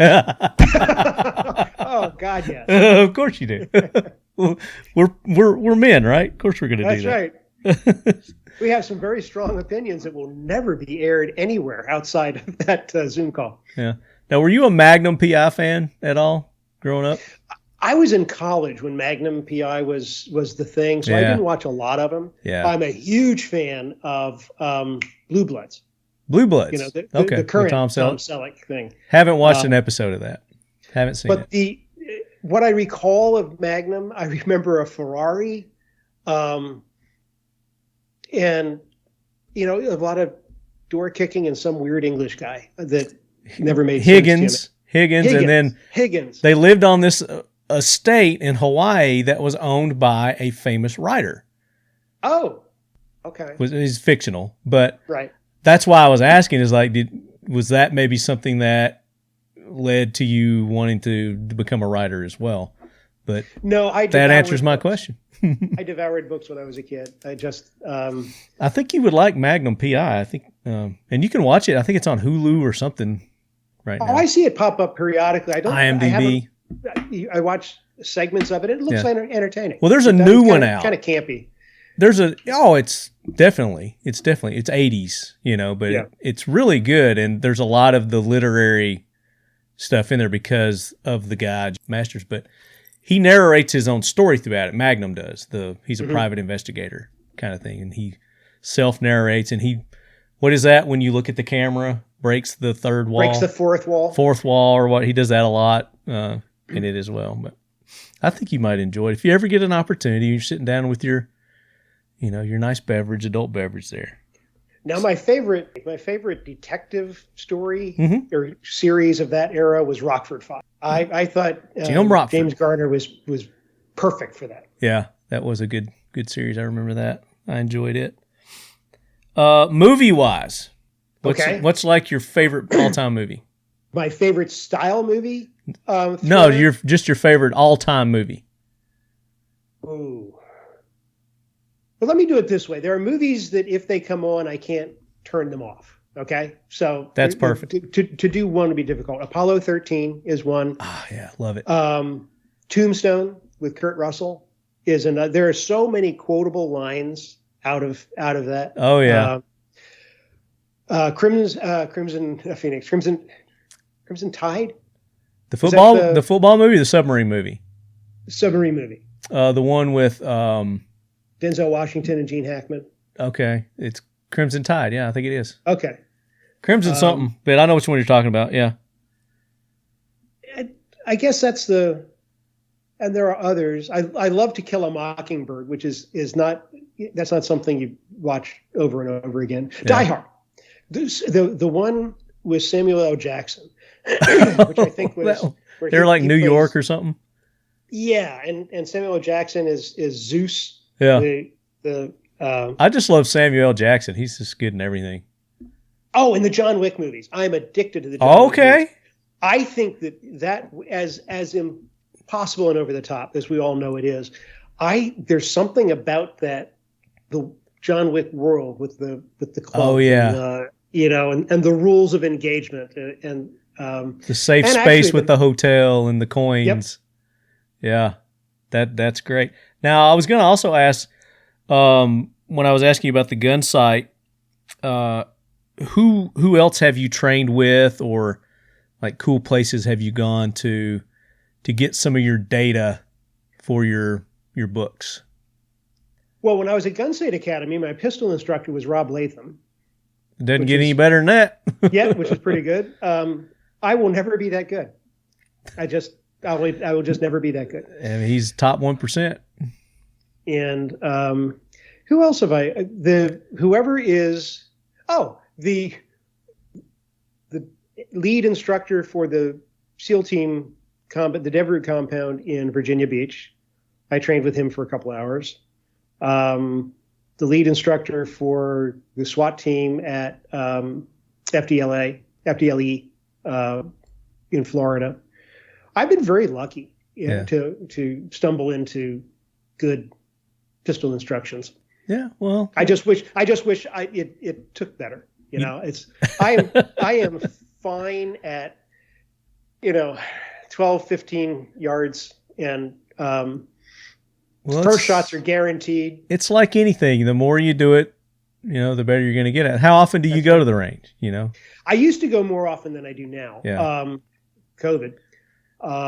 But there's at the new house. I was going to say I can shoot in my backyard if I want to, but there's also is Isaac Walton League a thing everywhere? Or is that a Eastern Virginia thing? I'm not familiar with it. Some of our listeners are, I'm sure. That's within 2 miles of my house, and it's this gorgeous shooting club. I don't know how many acres they've got, a lot.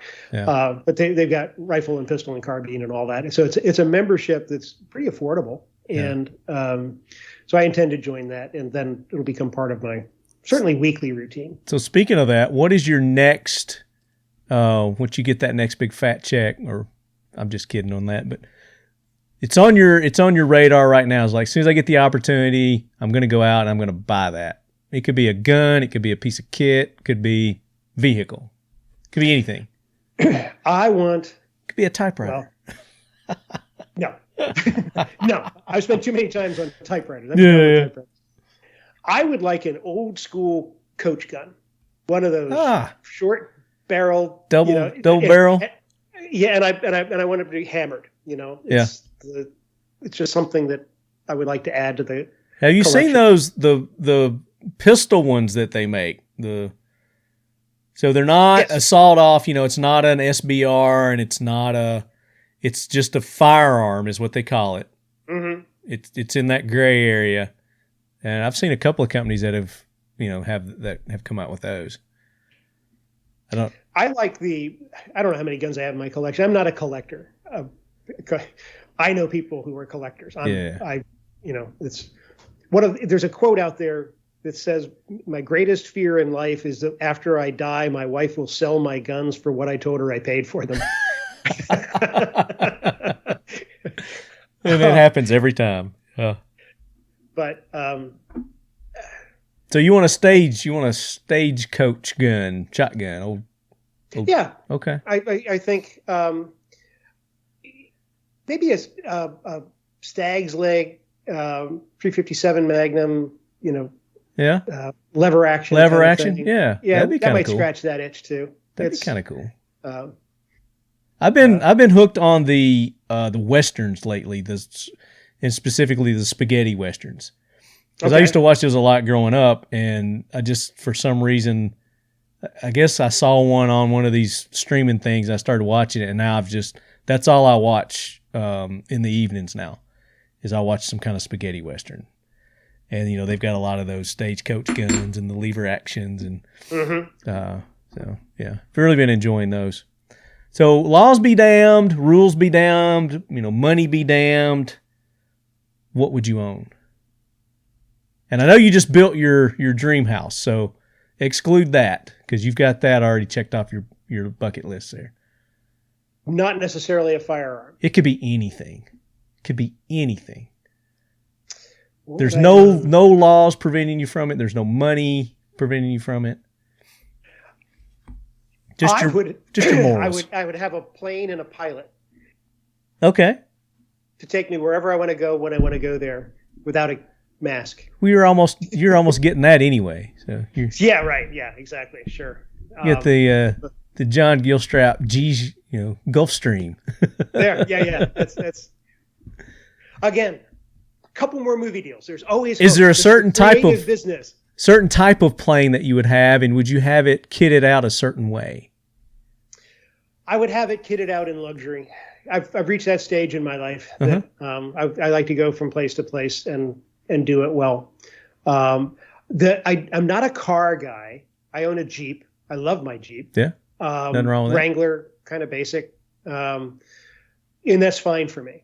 I'm not a boat guy. In fact, I get seasick, so boats are kind of out. That's weird. You don't get sick on a plane? No, I don't. And I really don't like heights. I don't mind being I hate heights. high like in an airplane, but like you get to a railing. If I can see, down. As long as I got that thing they got at the Grand Canyon, that plexiglass platform or whatever it is that goes out and you can look straight down. Oh, I'd throw up. No way I could do that. I'd be crawling. Exactly. That tingly feeling at the base of your gut that tells you that this is a bad idea. Yeah, all the hair is like, no thanks. I hate that. Hate heights. So you would buy a plane. You wouldn't put any like missiles or 30 cals on it or anything like that? 50 cals? Well, maybe that would be on my dune buggy. Okay. I'd have my plane kitted out too with some kind of defensive thing. So you got to put a landing strip in your backyard now for your big Gulfstream. That's a lot of trees have to go down, but yeah, okay. All right. If I can afford one. Hey, you got the money. That's right. You got the money. There's no laws preventing you from doing it. You'll just make a cabin out of those trees. Screw it. I'll buy an airport. There you go. Now you're thinking. Yeah. Now you're thinking on other people in the past. I would buy an island. And it would have miniguns all around it, and I would have a shooting range there, and I would have this boat I could come and go, and I would have a helicopter. And it's like, now they get the question. That's perfect. All right, this will be the last question. If you could spend the day at the range with anyone, alive, dead, or fictional, or it could be a group of people, who'd you like to spend the day at the range with? John Wick. John Wick, just like that. Or Keanu Reeves. There you go. Or both. Interchangeable. I've heard nothing but nice things about him. I've never met him. I have no idea. But everything I read about him is nice. And we've all seen the video of him in his training, and he's got wicked skills. So I think that'd be fun. Okay. So you'd have Keanu Reeves and John Wick.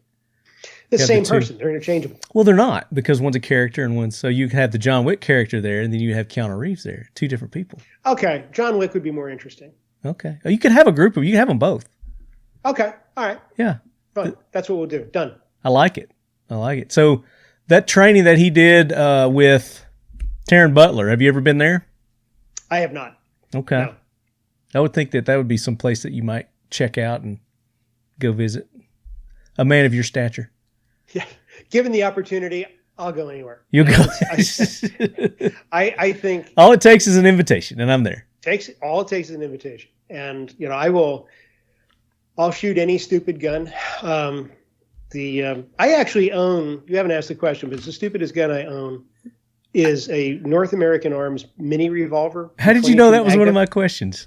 Is it one of your questions? It is. I just skipped it because I was just like, he don't have a stupid gun. So. Because it's this big, and it kicks like a mule. But the fit and finish on those those guns is so amazing, and I carry it periodically. It's a good vest gun. Yeah.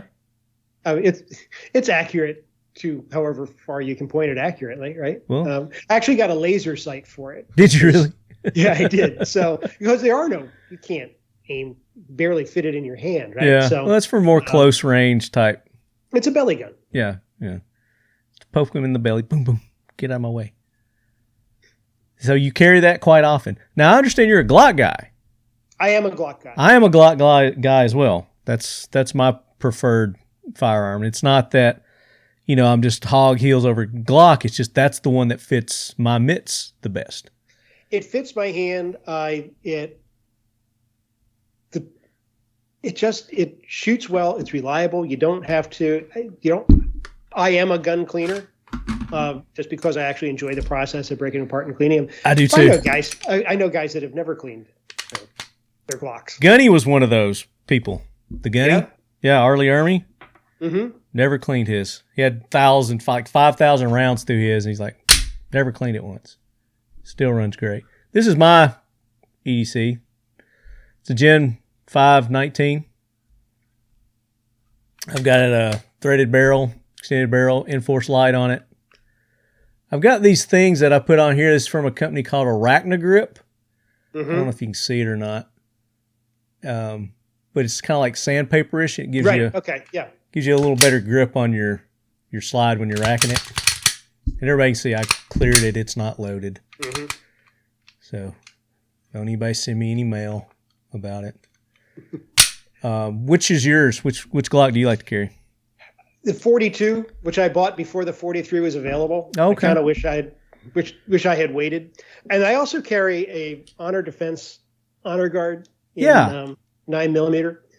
I'm not a very big guy. I'm like 5'9". So the 19 is just too big for me to conceal. It doesn't fit me well. Yeah. But do you hip carry or do you appendix carry?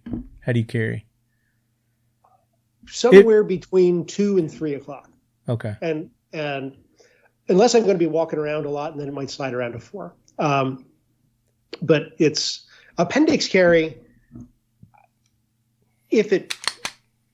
Some guns fit when you're sitting and some guns don't. I don't like to have that digging feeling in the top of my thigh. Yeah.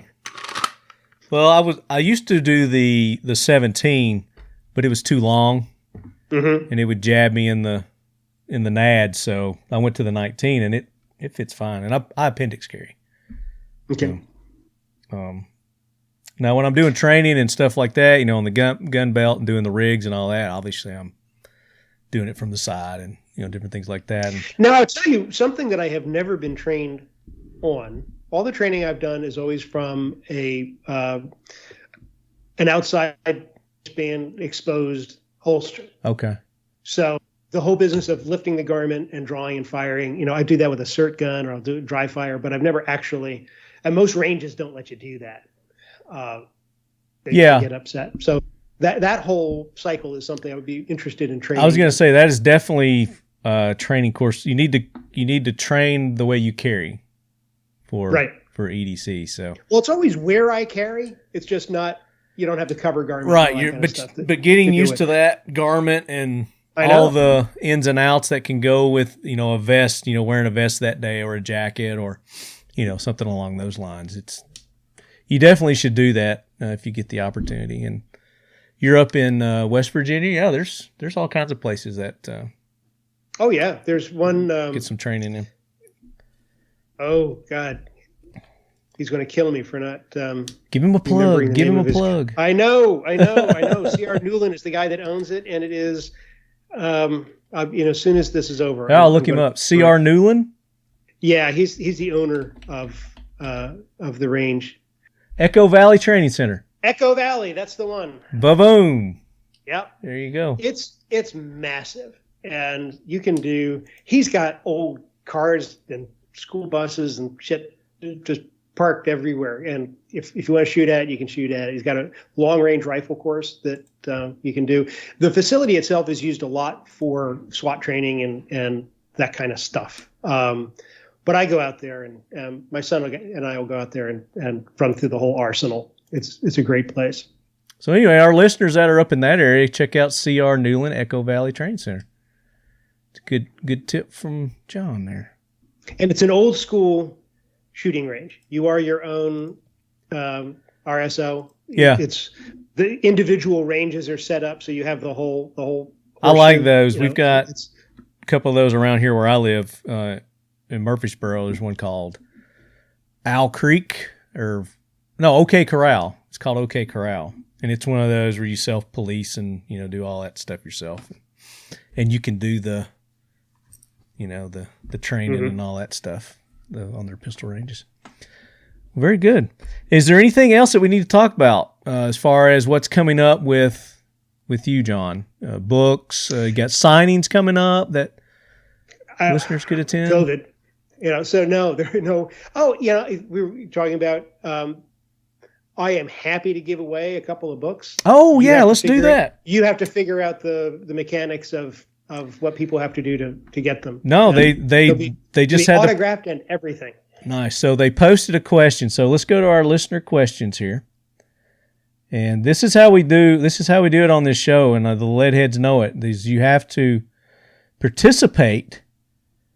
When I do things and ask for your participation, and then you have to listen. I don't contact the winners. They have to listen to find out if they won or not. So if they don't listen, then I'm not going to contact them. We'll give it to somebody else. So here we go. Let's go to our 21 comments here. I think that one, and I think Brian would really enjoy one of your books. He's the one who asked. I'm assuming by the subject matter you're a prepper. How have your preps changed between 2019 and today? I think that was a pretty good question. I agree. And I know that he will enjoy the book, and then he will also share it with me when he's done. So let's let Brian win one of your books. Which book do you want to give away? Blue Fire. Blue Fire? Okay. Mm-hmm. Very good. So Brian, contact me. Email talkinglead@gmail.com. Let me know what you won and what episode it was, and send me your contact info. And then we're going to be also giving away a Letty, one of our Lettys.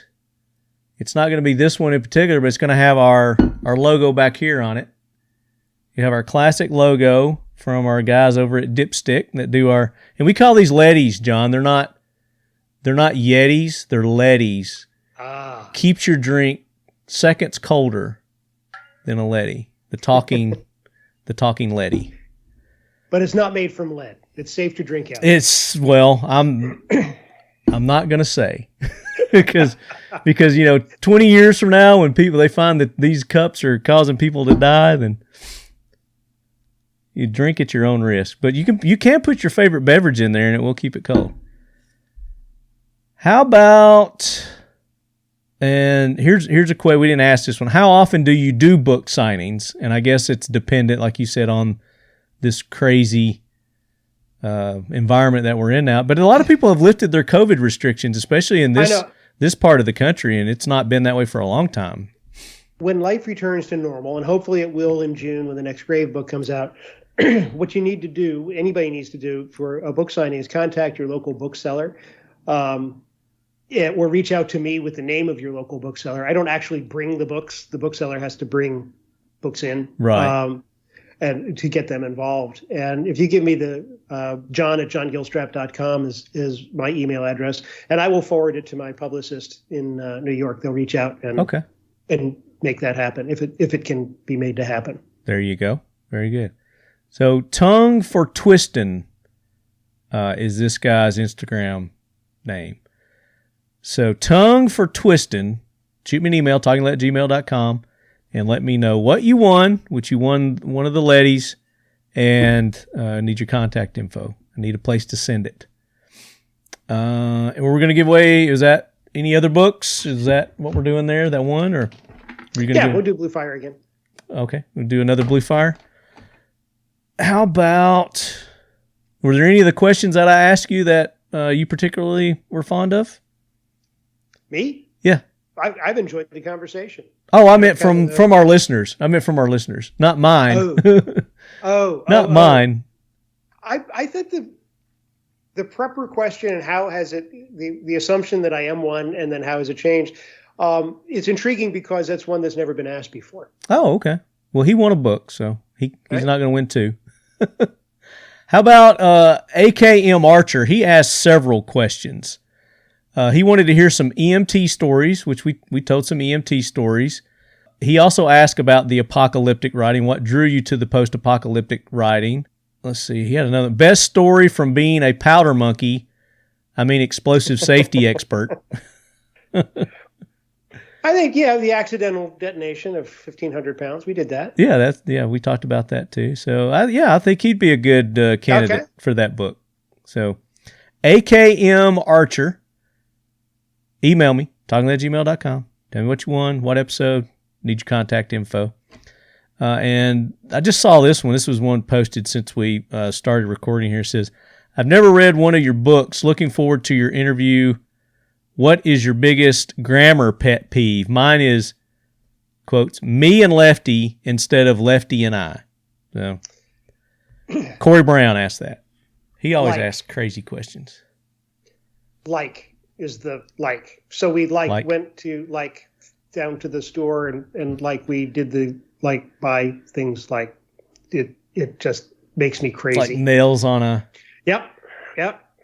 Was it? Or Wait a minute. It's similar to. What it actually was, not what it was like. Okay, just be specific. Nails on a chalkboard. I have several of those pet peeves myself. So yes.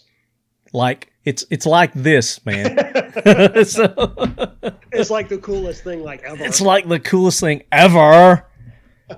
And Danny Bronson still asked, have you had any issues with publishing and advertising being pro-gun? I have not. Every now and then, back when I would do book events, you'd get kind of an anti-Second Amendment person. Actually, it's not even that. It's just how. Aren't you concerned that guns kill children? It's that kind of loaded question. And there's so much that's wrong in the logic that goes to the asking of the question that it's really hard to answer. Yeah. But I go at. I usually say something like. Do you try to answer something like that? I never ignore them. It's in a public environment. All eyes are on me. People can ask questions from the back of the audience, but. Yeah, I'm the one that's stuck, which is actually exacerbated by I've done a lot of these Zoom events where people are in the audience, but they're not on camera. I'm always on camera. Right. And you'll get some of these off the wall. They get bold. And politically agenda-driven type questions. And I either tell them that that's really outside the scope of what we're here to talk about. Yeah. Or probably the best way to handle it there. One of them asked me, this was just recently, it was actually on Crimson Phoenix on the previous Victoria book, about gender appropriation, a man writing about a woman and what kind of efforts do I make for inclusivity and all this. Uh-huh. And I said, I don't write about any of that. I write about people. Yeah. That's it. People doing interesting things. Yeah. And the rest of it is on you. That's not. It's the people write about people who love their families and try to make things happen. There have been authors in the past that assume, what is it called, the pen name? Pseudonym. A pseudonym, with their doing a female writing about a male or a male writing about a female. They'll change their name. I guess I'm kind of glad you didn't do that for this book. You're just, hey, I'm John Gilstrap, and this is the story I'm telling about a lady who's, surviving this post-apocalyptic world. It's a lot of damn hard work to write a book. I'm getting credit for it. I'm not going to give some fictitious name the credit for my hard work. There you go. Absolutely. Well, I appreciate the fact that you are, and I know you get a lot of flack, I'm sure, being in that industry, being I'm not going to say a Second Amendment proponent, a gun proponent, but just being a constitutional lover, of America lover. You love America, you love the freedoms that it offers, and you are definitely exercising your right to free speech and to your Second Amendment, which protects all of our other amendments. And for you to do it in the environment and the industry that you are in, and I know that you probably do take a lot of flack on these book signings, and maybe you've missed some of these movie deals or something because of your stance, which is sad. Hopefully, it's not due to that. But I would never know. Right, they would never say. So. Yeah, they would never tell you. But you are my hero, and you deserve a ride on Lead Force One for the work that you are doing. So I greatly appreciate it, and I look forward to getting hooked on your books. Why, thank you. I hope you enjoy the ride. Well, I hope Lead Force One has a luxurious interior for me to ride in. Right? Son, French, Corinthian leather. Oh wow! The wet bar. We've got a cook. There's a cook on Lead Force One. Wow. It's to the nines. You just tell us, beforehand what you want your beverage of choice to be, and it'll be stocked. I appreciate that. Have your favorite movie on. Tombstone will be playing 24/7, which is one of my favorite movies too. And a lot of people get into the debate of, well, Wyatt Earp. I like Wyatt Earp, Tombstone, because they came out at the same time. They're about the same subject matter, but you don't hear as much about Wyatt Earp as you do Tombstone. Wyatt Earp was just not as quotable, and it was way, way, way too long. Well, it was Kevin Costner, for one. He's very dry and droll. Yeah, but you can't diss Kevin Costner. He's also no Dutton on Yellowstone. So I was gonna say, I was gonna preface that, but there are roles that he does remarkably well, and Yellowstone, yes, definitely was made for Kevin Costner. I love that show. Have you watched all the seasons? Yeah, I mean I can't, and now I got to wait another year. So it was one of those that people kept telling me, you need to watch it, you need to watch it, you need to watch it. And I was like, no, I'm not gonna watch it. I'm not gonna watch it because I'll get hooked on it. I want to wait till they got at least 2 seasons out because I'll binge it at that point. So I did. I think 3 seasons. I waited till season 3 and then I started watching it. And yeah. Beth is what hooked me. Of course. But I've seen T-shirts that say, "What would Beth do?" she would just bite their head off and spit it out. She is mean. So, John, it's been a pleasure. I greatly appreciate it. Again, your website where people can go. JohnGilstrap.com, and that'll take you to books and Facebook page and to YouTube channel and everything. So, JohnGilstrap.com. And you're not on Instagram. That I found. I have an Instagram account, okay, but I don't really understand how to use it very much. So. I got you. Well, I was trying to tag you in our stuff, and I was like, I don't know if that's him or not, so I better not do it. And you didn't have a link. You didn't have a link on your Facebook or your website. I don't populate it. It's like I have a Twitter account too. But I saw the Twitter. Yeah, I saw that Twitter one. So Leadheads, go check him out. You winners, talkingled@gmail.com. Shoot me the email. Let me know what you won and your contact info, and we'll get that out to you. Make sure you go and support those that make this show possible. Mission First Tactical, and that's missionfirsttactical.com. Leadheads is the code there, 20% off. Seal1.com. Leadhead also the code there, 25% off. 1776 United is where you're going to get our awesome T-shirts that have our logos on it and our patches with Leadhead Brigade. And the shirts, Talking Lead is the code there. You get 20% off. ASP USA, they are still offering discounts to you Leadheads. I don't know if are you familiar with ASP? They make like the handcuffs and the batons that police... Yeah, I actually have one of those lights. Okay, and they make these awesome flashlights. Dual fuel flashlights would be great for prepping, for preppers, because it uses different types of batteries, and you can USB charge these things too. So I've got several of them. This one right here is my little pocket EDC. The Garda is the one I use here. Love it. ASP USA. It's ASP-USA. And there's a link on my website to all these. So you can go to my website or you can go directly to their sites. Leadhead, all caps, 15% off. Factory 47 for our AK Corner logoed apparel, cups, and things. Leadhead, 10% off. Defiant Munitions, if you need some ammo, they've got a great line of ammo there, pretty much any caliber that you're looking for standard-wise. You can get it Defiant Munitions. Leadhead, all caps, 10% off. Medicine in Bad Places, use the code LEADHEAD20, you get 20% off. So if you're building that IFAC kit, John, you need some medical supplies for your prepping needs, you can go to Medicine in Bad Places, use that code LEADHEAD20, get 20% off there. And then now our new thing with Kel-Tec, Leadhead, lowercase, 15% off anything at their pro shop on their website. So that does it. So go show them love on their Instagrams.